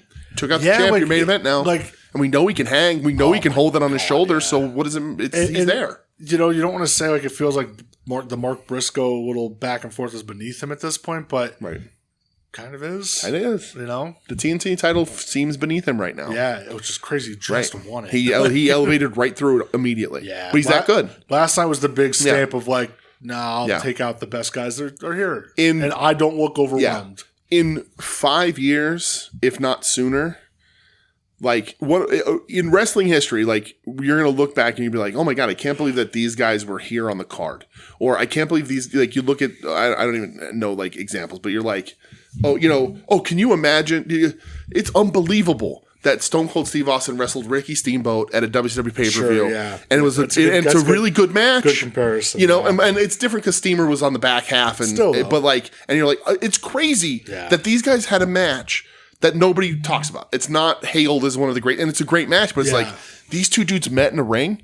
When as time goes by, you're going to be like, Fletcher and Takeshita were mid-card stable guys together at one point. Yeah, wait, they were together? That's insane. Yeah. Like, it seems insane right now how good Callis family is when Fletcher's world champion and Takeshita's holding the IWGP and is won his second G1 or more. And you're like, these guys were wrestling like the fucking whoever, the swirl. Yeah, you were wrestling the swirl on a pre-show, and it's like, what? Yeah, it's crazy. It's really crazy. I agree, man. So, and it's just a great time to watch. Like, crazy to be able to watch wrestling and be like, Fletcher's mid-card guy just putting on bangers with anybody. Like, it's crazy. That is fucking nuts. It's really... Like, saying it out loud, it's like, right. Damn. And that's not even mentioning the fact that you have Hechicero in that fucking group, who was one of the greatest finds, like, he's been that we've had in 2 years he's been in AEW or whatever. Like, Josh Alexander ain't no chump. No. But he's the under guy in this fucking thing. Yeah, like, when your under guys are Josh Alexander and Lance Archer.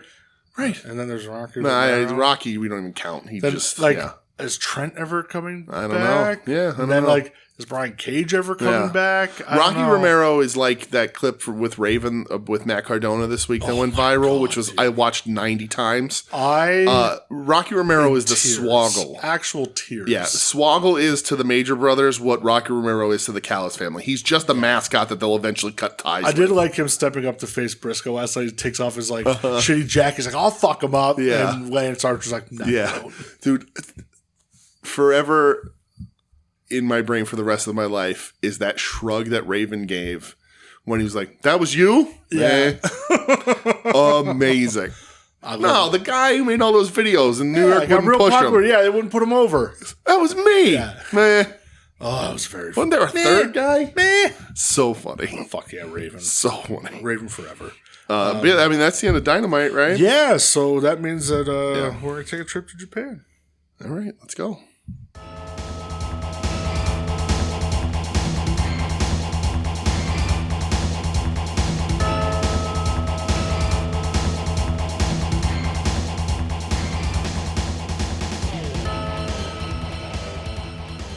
We made it.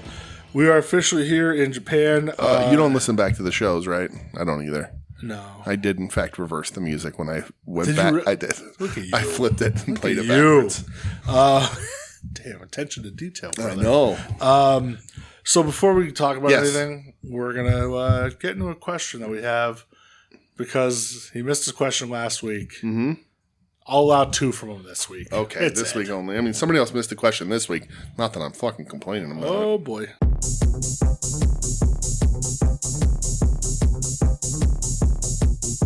이제 이번 주에 에드 코드 질문입니다.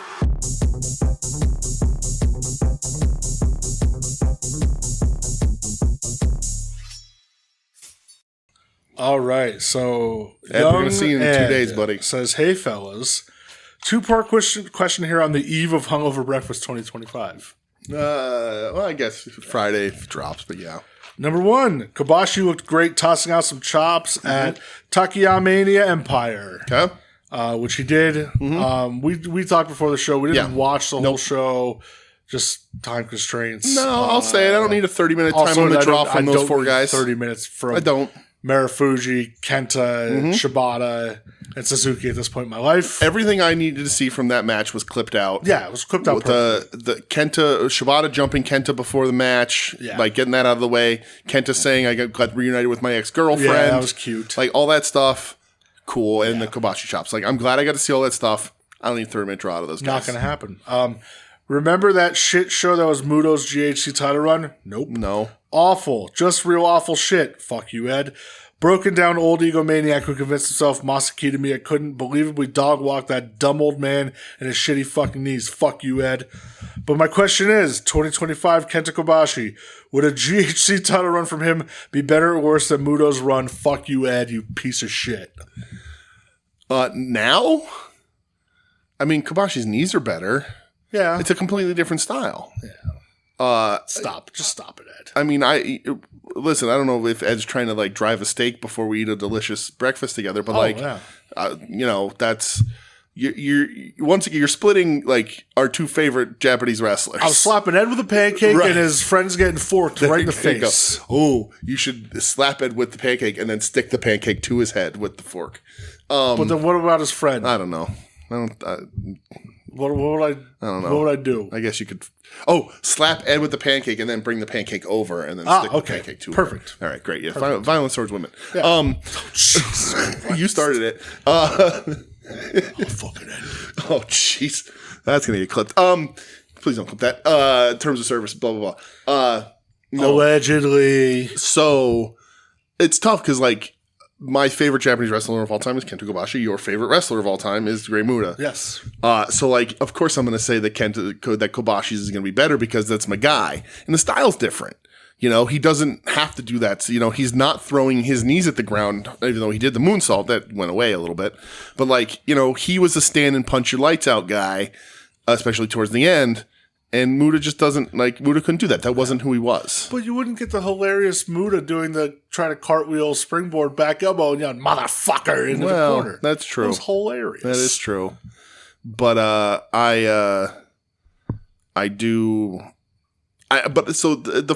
answer's worse. The fundamental of this question is flawed because I didn't think that Muta's run at the end was dog shit. So yeah, that's right, Ed. It's flawed from the beginning. So better than a thing that I didn't think was bad to begin with. I don't know, maybe. Yeah. Ed, you dick. Yeah. Number 2, more for Brett since he saw my panel run through. Okay. Fuck you too, Ed. He said he's going to try to figure out how to stream it on Twitter when I do it. DJ, don't worry. Thanks, Ed. How many people do you think get offended and leave during it, and at what point do they go, can't wait to eat some French toast with you fellas on Saturday? So, all kidding aside, Ed, I was able to watch Ed's panel in the Discord. Mm-hmm. I don't want, like, I'll talk my friend up. Ed is very talented and very funny. Listen, people. He's hilarious. I don't want to embarrass anybody or anything like that. We talk about it. Ed calls in every week. We've talked about the hungover breakfast for months. We do Sleaze Ranger with him. Yeah. I only do a second podcast a month because it's with Ed. Yeah. I love Ed. Ed is supremely talented. Yes. Legit, like I was bummed that I didn't get to see it, but I was out. Yeah, Ed is a blast. Yeah, and I don't want to hype him up too much or embarrass him or anything, but like that dude is so funny and so much fun to talk to and do bits with or about or whatever. Like, yeah, it's Ed rules. Yeah, it was legitimately hilarious. Like, yeah. I'm a little jealous I don't get to watch it again. We can go to Colossal Con for a day. It's so funny. Yeah. It's so funny. He forgot to make it like 18 plus. Okay. So he had to cut some shit out of it. Bummer. I'm not going to spoil anything. Ed, you can talk about it when you want to. It is legitimately so funny. I was laughing my ass off. Joe was laughing his ass off. Like, yeah, it's fucking hilarious. And I hope like the whole goddamn Colossal Con's in his fucking me too panel because Ed's the best. Yep. And it was so fucking fun. Yeah. I hope there's a way that he could record it. I know because like. It's how much hilarious. is Colossal Con for a day? Should I pay just to go see his thing? It's not till like 11 o'clock at night. Oh, I thought it was during the day now. No, I don't think. I think it's late. I thought when he sent the schedule it was in the middle of the day. I don't remember. Ed, because he said it's right before a rave. Oh, he said the rave is free. Mm-hmm. But I like conventions. I don't know if you like raves. Never been lots to of one. drugs. I like Rave's Garden Center. Well, I like Jimmy Rave. I can't do drugs. My wife won't let me. You could do weed. Well, I do that. That's barely a drug. That's a medicine, pal. There you go. No, it ain't.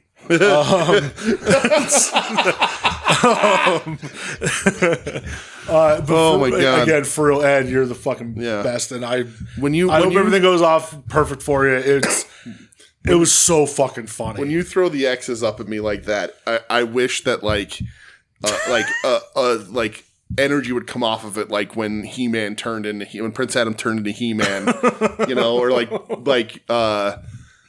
when Lion-O did the Sword of Omens, like you did that, it was just out at me, and I'd be thrown backwards just by like a light structured X. It'd be hilarious. Yeah, I'm very excited to see you on Saturday, and fuck, it was so funny though, and I'll tell you about it off air, but it's so fucking funny. So, Ed, thank you so much. Can't wait to see you, buddy. Yes. All right. So we have 2 promotions to cover in Japan. Where do you want to go first? A shock to no one. But I would like to talk. I'm going to talk a lot about one match from Peter Pan. I wonder which one it'll be. So let's start in When I saw you put in the Discord, I just watched my match of the week. I'm like, well, I already know what the fuck this is. Uh-huh. So we're going Marigold? Yeah. Okay. So their schedule was so goddamn out of whack. I thought this was the finals. And it's just not. And it's fucking, it's everywhere. I watched 2 matches. How many did you watch? From Marigold, I watched 2. But the one was good, but not really anything worth talking about for me. Did you watch My Sakurai versus Mirai? That's the one. I liked it. Yeah. But I wasn't like, okay, I gotta, I like the match. Mirai throws lariats from that's fucking the hell. big thing. I love her lariats. I'll tell you what, I love the finish. So I love like the ref stoppage from the STF. And then finally Mirai wakes back up and like scrambles to the ropes because like she just thinks like she thought it was best 3 out of 5. She was resting. That's what it was. Yeah. I liked the match. I liked it too. I'm not saying it was bad. I was just like, okay, it's a pretty standard match between these two. Like it's it was very good. But partners, right, there's a story it's good. there. Watch it if you're going to watch the show. It's probably the second best match on the card. Yeah, because the best match is definitely the main event. Yeah, Utami Hayashishita, the world's most straight wrestler, going up with the long hair now. I haven't watched a Hayashishita match in a while, brother. Yeah, she looks good. She does it for the tournament for some reason. All right, it's gonna be fancy. Going up against Mayu Iwatani. Yeah, this goes to a 15-minute draw, which I will accept from these two. Absolute fucking sprint though. Everything was so crisp in this match. Yeah. I'll just call her Utami. Yeah, that's fine. She hits Mayu with like such a hard fucking power bomb in this match. I was like, dude, she just broke her goddamn back. She killed her with it. The lawn dart into the turnbuckle that she hits in the final minute was hilarious. Yeah. And I loved when Mayu's going for like the springboard poison Rana. And Mayu catches her, hits her with a dragon suplex. I thought that was gnarly. That's the point of order I want to bring up right now. And Kenny going like essentially part-time or whatever makes this more of a reality. I think Mayu has the best dragon suplex now. You think Mayu does? I think Mayu's dragon suplex. Tommy hit her with it? Oh, yeah, but Mayu hits the one later. Okay, Mayu's is better. Okay. I think Mayu hits the Snapdragon different in particular. Variations, yeah. The Snapdragon is so good and so gross when she does it. And Tommy's great too. But I haven't watched a Mayu match since like her first match in the tournament against Sarah Yamaoka. Because there's no competition in this company. Yeah, but this match was great. Fucking really, really ripped, great. dude. Absolutely. Yeah. They go for it. They get everything out of that 15 that they needed for sure. I thought it was awesome. Yeah. Definitely if you're looking for not a lot of Joshi going on, because Stardom just ended all their shit. Yeah. And Tokyo Joshi Pro ended their shit. So this tournament's still fucking going. Right. The N1's going to start soon in Noah. Apparently. There were other matches that did happen, but I went to go watch one and it was just single cam. And Ed thinks that he likes wrestling more than I do because I don't want to watch something shot on a fucking potato. What was that for? Marigold. Oh, Marigold. Yeah, I was like, nope, I'm good. I'm good. So, Marigold's relegated to the bottom of the barrel for me. Let's go to the other promotion that we did watch. DDT held their annual Wrestle Peter Pan. Which is their biggest show. This was 2 days, and this was in Korakuen, which I was kind of surprised. I don't think they ran Korakuen in the past on this. Oh, okay. So from night one, so the one note I have here before matches, I watched 2 matches from night one. Me too. In the opening match, though, was Hinata Kasai's first match. Okay. Which is Jun Kasai's son. Aww. Had his first match. Oh, that's I didn't cool. watch it, but I was like, oh shit. Oh, neat. All right. So 2 matches I did watch. The first one was TMDK, which was Kosai Fujita and Zack Sabre Jr.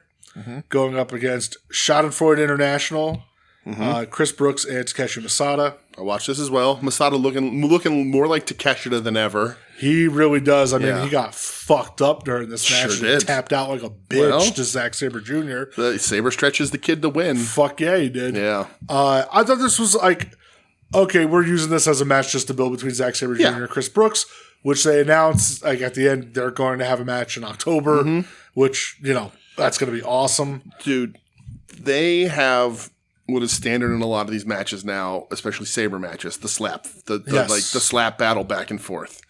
Only they do it with each other's tag partners in abdominal stretches, and I was like, this is the best thing I've ever seen. It was fucking awesome. I thought Fujita in this match was fucking killer. He rules, dude. He was all over the place in this. Yep.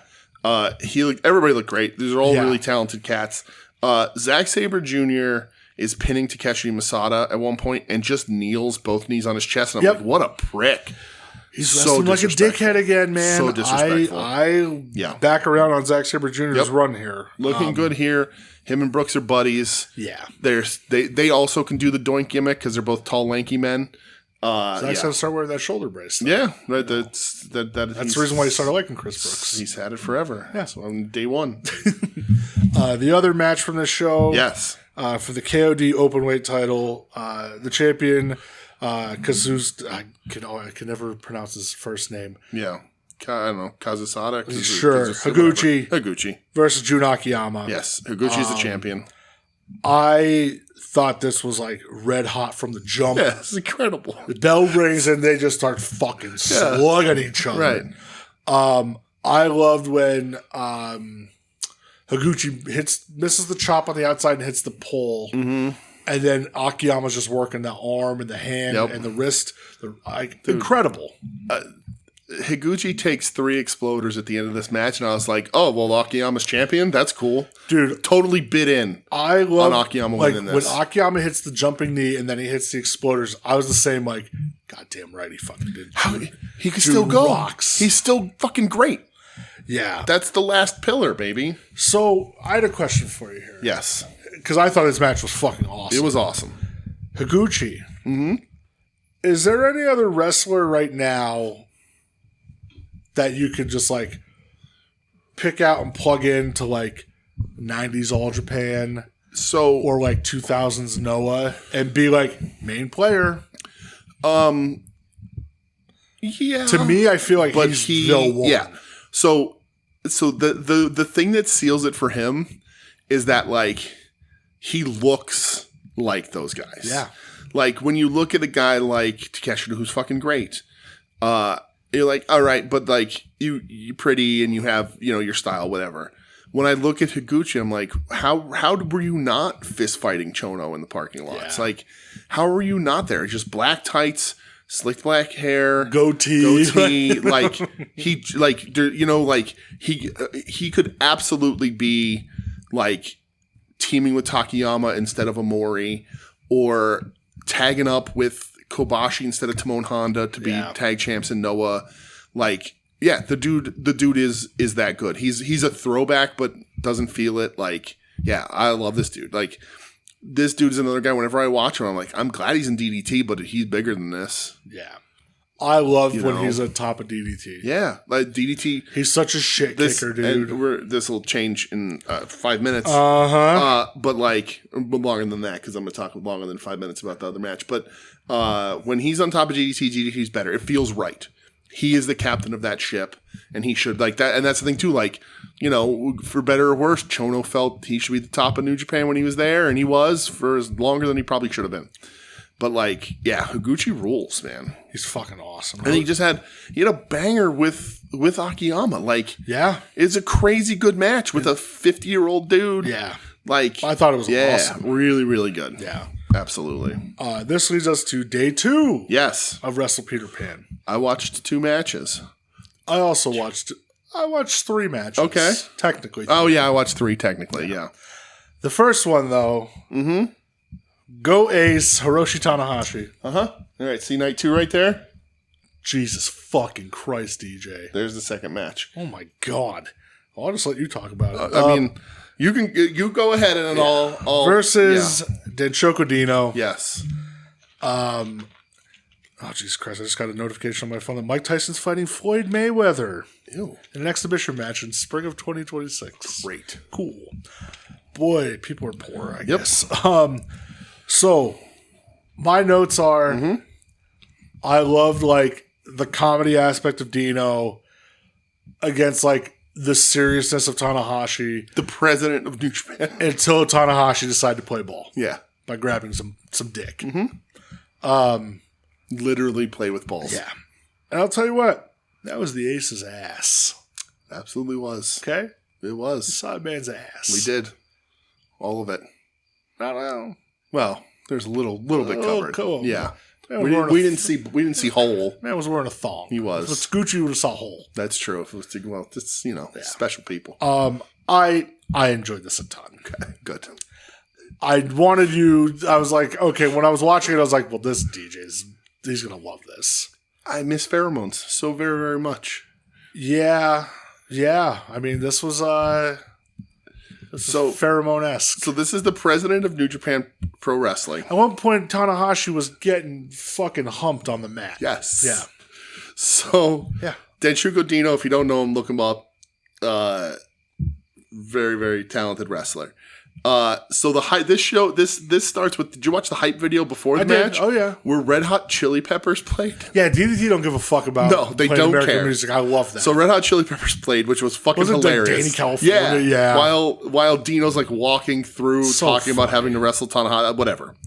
So the opening of this match, the first bit of this match, like you said, like before Tana decided to play ball, is Dino trying to set elaborate wrestling traps for Tanahashi to get into a precarious position. Yeah.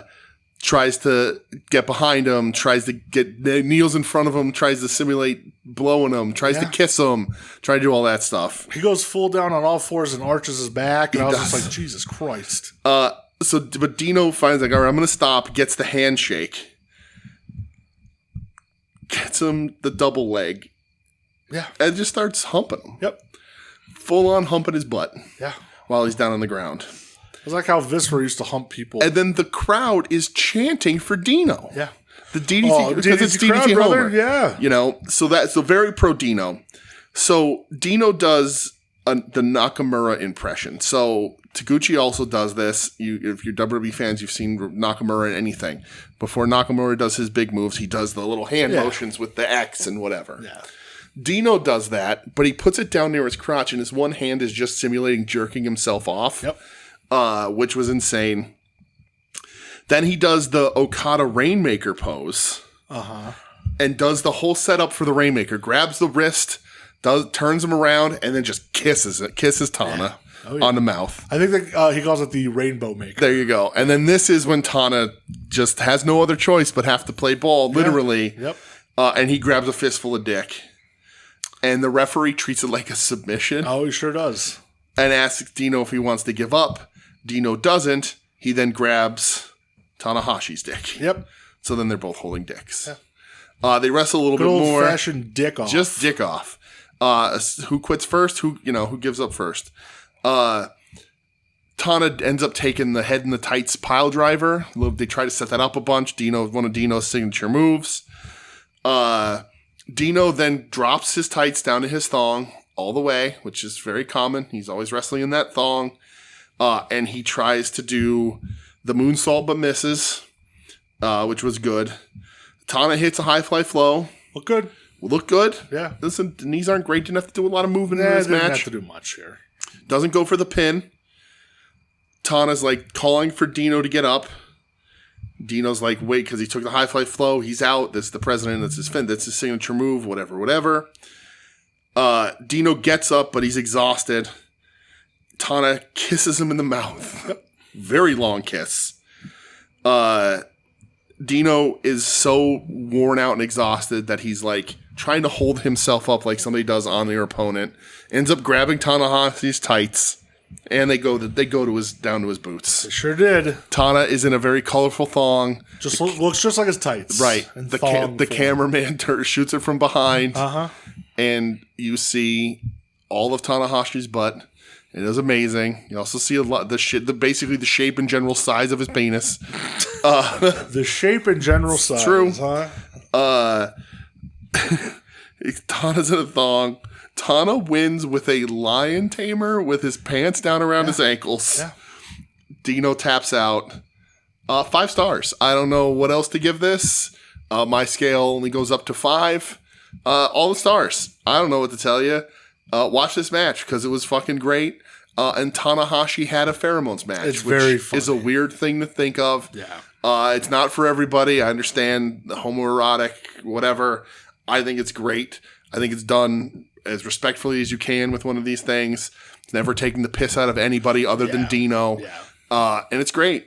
And I really like it. And I love these matches. And it gave me a taste of pheromones, which I miss so desperately. Did you show this to Michelle? I did not. Okay, well, I should have. That's true. No, you still can. I still can. Yeah. That is true. But I love this. She enjoys her pheromones. And I think you should watch it.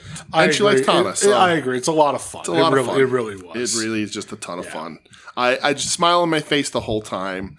At DDT, when DDT's on, they're like my favorite Japanese promotion. Yeah. Because they give you, much like AEW, they give you the broadest range of things. Sure, they give you a lot. Like, I know it was over 2 days, but like the night before had Higuchi versus Akiyama, and then this has this. Like, it's just like, that's really fucking cool. I agree, man. So, and then the main event of this. Yeah, so another match for the KOD Openweight title. Yeah.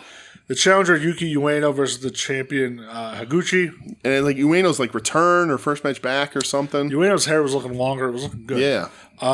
It was looking so good that he beats Higuchi. Yeah. Just fucking wild. With a crazy good STO. It was awesome. I thought the Akiyama match was better. Yeah, me too. Not saying this was bad, though. I like the match was basically that Yuki Ueno was just bullied the whole time. But like Higuchi didn't give him any quarter. Just, I'm going to fuck you up the whole time.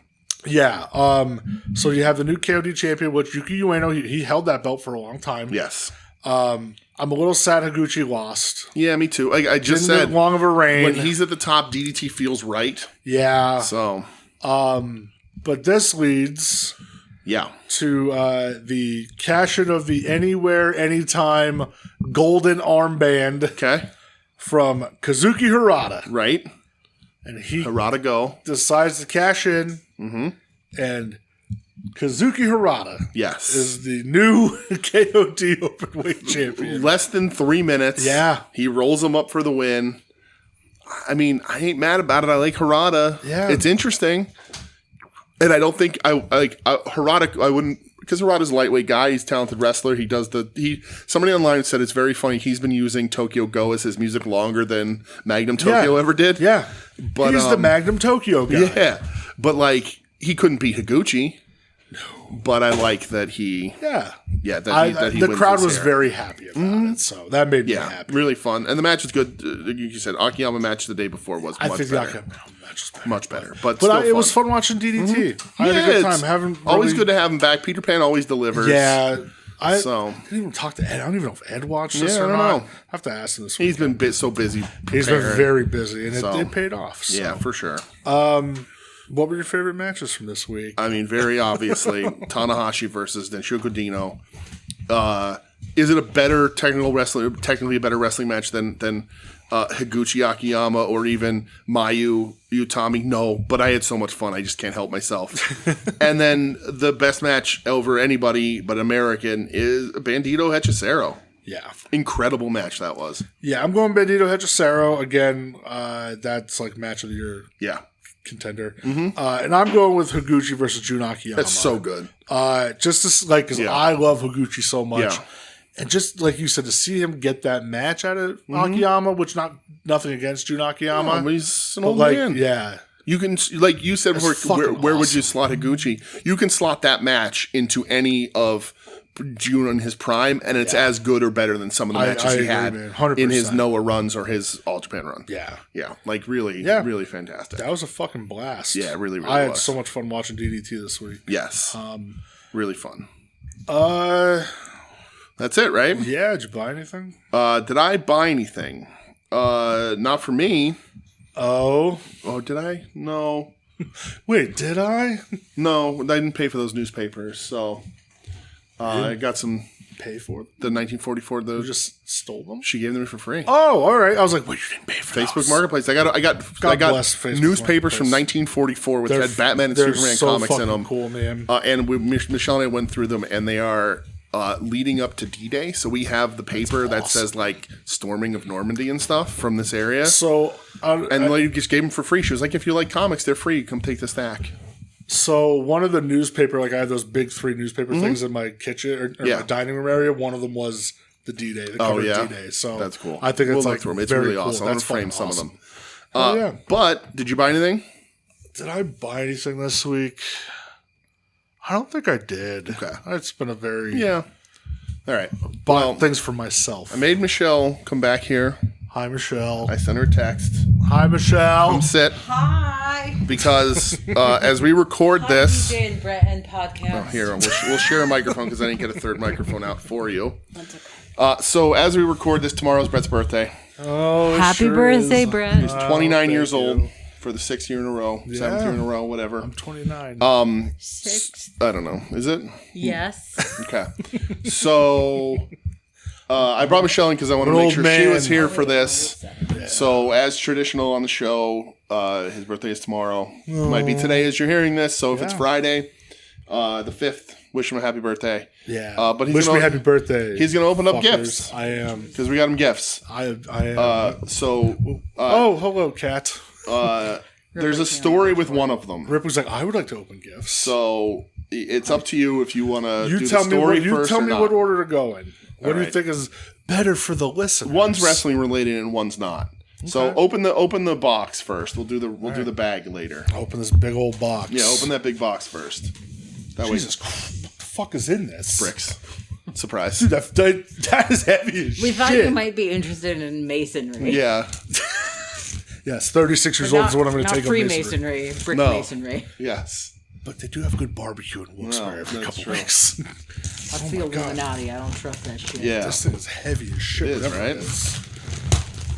Did you have this shipped here? No. Oh, I was going to say, did this cost $1,000? No. For the weight of this? Kevin Costner delivered it. Mm-hmm. Kevin Costner. What is this? You fuckers. Oh my god, this is so sick. Yeah, great describing it to people. So this is the Scott Pilgrim. This is all the books. It's everything. Why is there an AC power cord? What the fuck do I need that for? So it looks like a PlayStation. It's supposed to look like a PlayStation box. Oh shit! Yeah. Oh, I see the SP20. Dude, this is so heavy. It's so heavy. So what the fuck all is in this? It's every volume of Scott Pilgrim in hardcover. Oh, I love Scott Pilgrim. Including an extras book and some prints and stuff. Oh my god. So we can open it up afterwards so you can take a look at it. Fuck yeah. It's their original, so it's black and white the way they were originally published. Fuck, I have to put it down. It's fucking heavy. It's very, very heavy. Why is it so heavy? Wait, you see the books. The books are they're all hardcovers. Oh, it's all okay. hardcovers. Yeah. I was like, holy shit, this is insanely heavy. Yep. It is the 20th anniversary, big deal. Why is there an AC power cord in this? I don't think there actually is. I think that's just the. Are they fucking with me? I think it's just to make it seem like it's a PlayStation. Like I was the why? joke. I was like, why is there? Yes. What? I'm so hung up on that. Yeah. Yo, this is fucking awesome because we always talk about how much I love Scott Pilgrim. Love the movie, right? Yeah. That fucking movie Yes. That's one of my comfort movies. Yeah, it's great.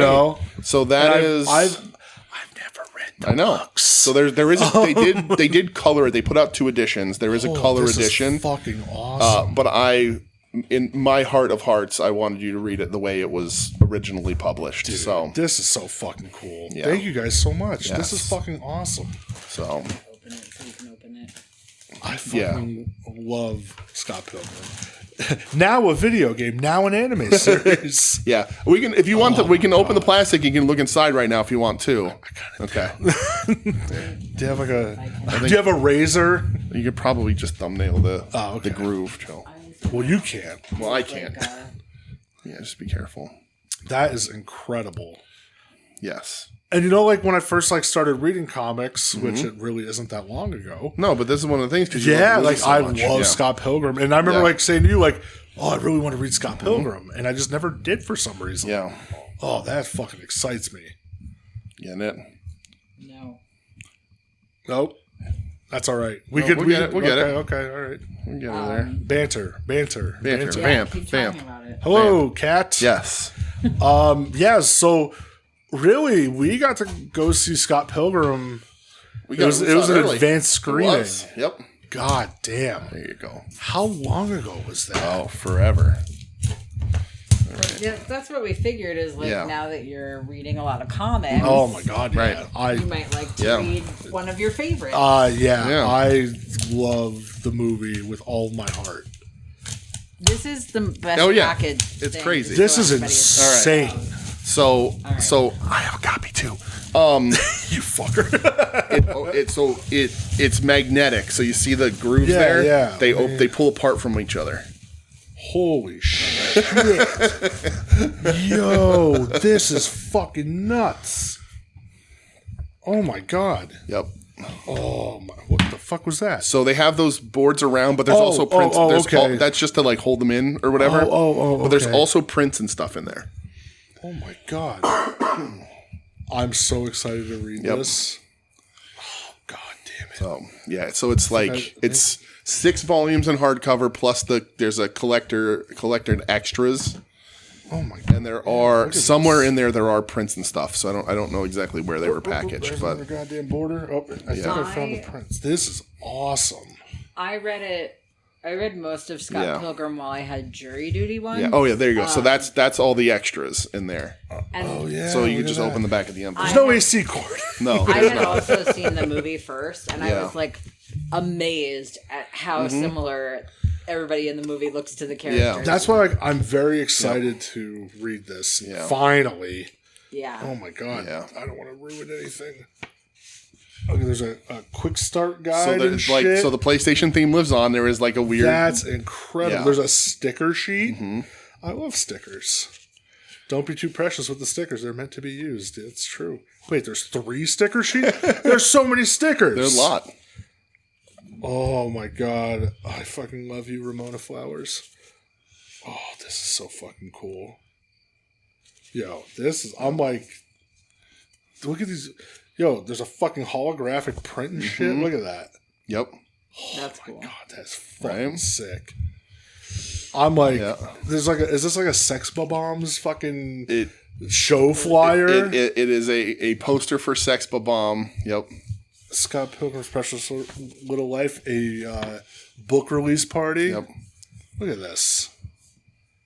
Yo, this is fucking awesome. Really cool Look stuff. At that. Yep. Very cool. Dude, I'm fucking happy. Yeah, that is in fact a Sex Bomb gig poster. It is fucking awesome. We are Sex Bombs. This is fucking sick. $5. I'd pay $50 to go see that. Oh, that's fucking awesome. Thank you so much. Of course. I'm very excited to fucking read this. And this is crazy. Well, when you start reading it, I'll start reading it because I haven't read it. So we can read it together. Oh, you didn't read Scott I've never read it. Really? I thought you did. Nope. Michelle's read most of it. I've never read it. Michelle's so much cooler than we are. Once again, Michelle's cooler than you and I. And I have a fancy edition from a bunch of years ago. But yeah. I love the little quick start guide. It's literally just like the PS2. Yep. That is so hilarious. fucking funny. Yeah, and then that collected extras book is just a ton of other art and pinups and like storyboard, like whatever else is in there. So I feel like Sex Bomb is probably like the 3rd or 4th best. It's probably in the top 5 fake bands. Yeah. Yeah. What about now? Would you consider Clash of Demon Head one of the top ones too? Because I would. No, they could go in the top 10, but maybe not the top 5. I'm gonna fuck this up. They're still I'm trying to fuck this up. You want me to work on it? If you don't mind, I'm bad with things. Right. I don't think I'm bad with things in my life. You're good. You're good at things. Oh it's my just god, confidence. these are fucking awesome. So I'm like legit so fired up about this. All right. Fuck yeah. So you have so the next thing comes with an explanation because I do not actually have it. It has not arrived yet because I ran into an issue. Oh boy. And I got shipped a thing that was messed up and was not. Sure, that was so fast. Was not the level for which I felt should be given for Brett's birthday. Oh. Whether or not he was going to keep it minted box or not. So look at that. We will start. That's fucking awesome. With this, I have photoshopped out all of the identifying markers, even though you'll probably figure it out anyway, so you can see the condition with which it arrived. Oh, yeah, that's beat the shit, man. Right. Look at the fucking back of the box is like ripped off. Yes. DJ couldn't have it, and DJ did not feel that you could have it. Look at that. Oh my god. Right. It was a mess. So the next thing in here, that's so beat up.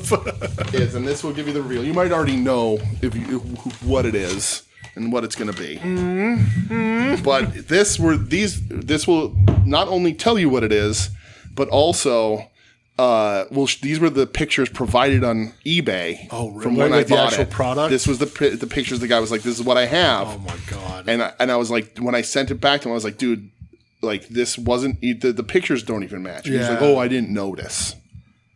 Oh boy. He didn't notice that. How do you not dude? Half the fucking corners ripped off. So the name of the wrestler is right here normally, and I photoshopped it out. But you could see the rip it runs right through the name.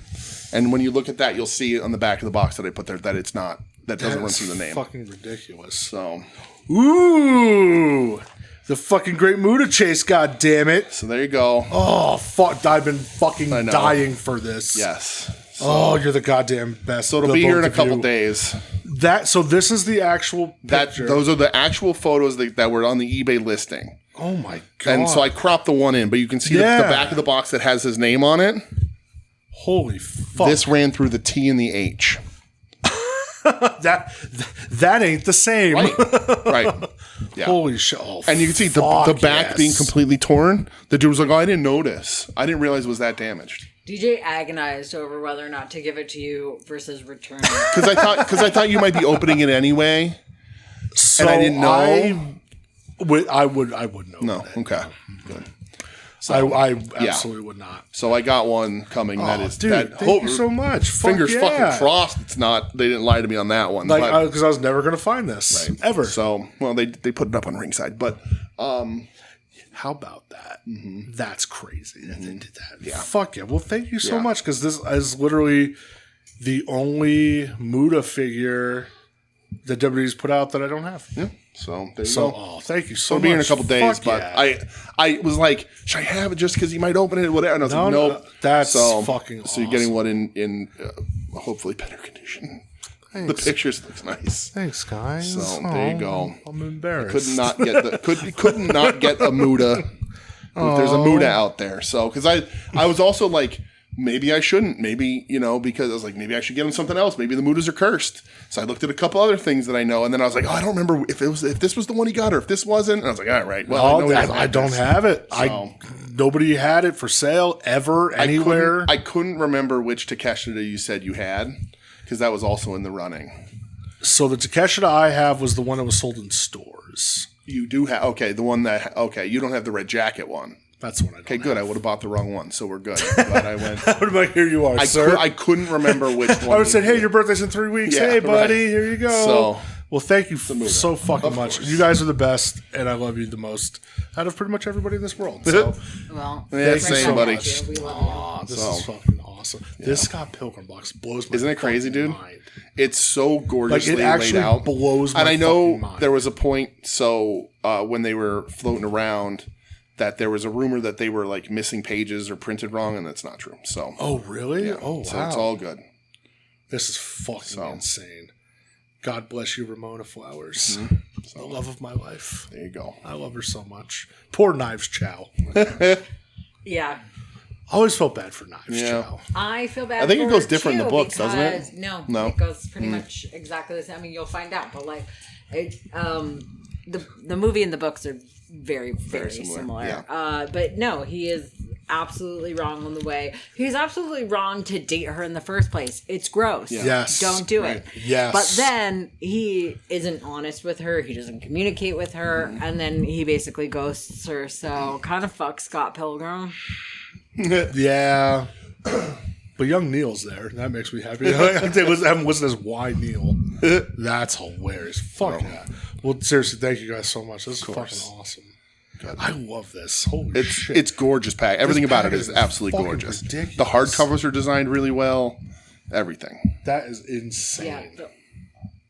If I remember correctly, the only thing that's really the thing that's kind of different, not that I want to spoil anything, the thing that's kind of different though is the pacing and the way that they compose the story. Most of the details are. I'm so excited to fucking read I think these. you'll really like reading it. Oh, I can't wait. This is fucking awesome. That's the thing. I think it's pretty much if you love the movie, there's no way you don't love the book. Yeah. I mean, obviously there's differences because it's extreme, but Oh, this is so. The movie is very true to the source material. Like, I think that he does all the characters a lot of justice. Like, everybody is really great in it. So, like, you'll have a lot of fun. Fuck yeah! Well, seriously, thank you guys. This thing weighs 1,000. It's so heavy.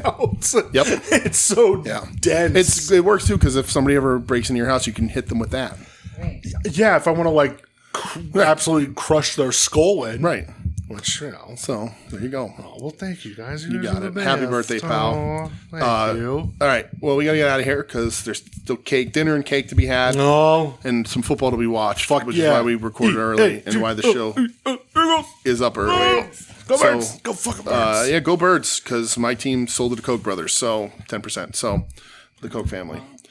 So go Birds. Hop on the wings of this eagle over here, brother. In the spirit of saying that there's no such thing as a good billionaire, it's not like the Eagles are. No, right. I agree, but at least at least Jeffrey Lurie hasn't been trying to play Kingmaker for the past 40 fucking years. No, I mean he's definitely had some shitty moments. Maybe just lowered ticket prices because he thought they were getting out of hand, so that was nice. He does some okay things. The Eagles Autism Foundation is really good. Yeah. So, that being said, thanks for listening. Happy birthday to Brett. Happy birthday to Mike. We'll be back next week talking all kinds of shit. Who knows what's going to happen between now and then. Wrestling and more wrestling. Yeah, we get to see Ed. Oh, yeah, we get a recap of the hungover breakfast and everything. So, and Ed, if you listen to this on your drive-in, what time are we going for breakfast, bud? Well, yeah, we got to figure that out. People got to know. Suckers gots to know. Suckers gots to know. But thanks for listening. This has been We Need Wrestling. You can find us online at WeNeedWrestling.com, at We Need Wrestling on all the social medias. There's a YouTube page. There's Facebook. There's Instagram, Twitter, Beluski, all those. You can email the show at WeNeedWrestling@gmail.com. Any questions, concerns, recommendations, suggestions, opinions, whatever. We'll read them on the show, whether you want us to or not. We're a proud member of the soon-to-be-named network at STBN Network. On social media, soon-to-be-named-network.tumblr.com, where you can find all of the other shows. Sleaze Ranger, the show we do with Ed, Longbox Heroes After Dark, Final Wrestling Place, At Odds with Wrestling, Profane Argument, and since Michelle's here, you can go back and listen to her on Wings on Wings, because those episodes are still up. You should go listen to those. Go do that. Yeah. And the other night, my uncle was watching Wings, and he sent me a picture. Oh, yeah? And I was just like, hey, you're watching Wings. That's funny. He's just like, yeah, you did that show, right? Mm-hmm. Yeah, I did. Yep. That's it. We're out of here, so you can take that call. Go Birds! You're listening to the soon-to-be-named network, the Lamborghini of podcast networks. Knock it off, nerds!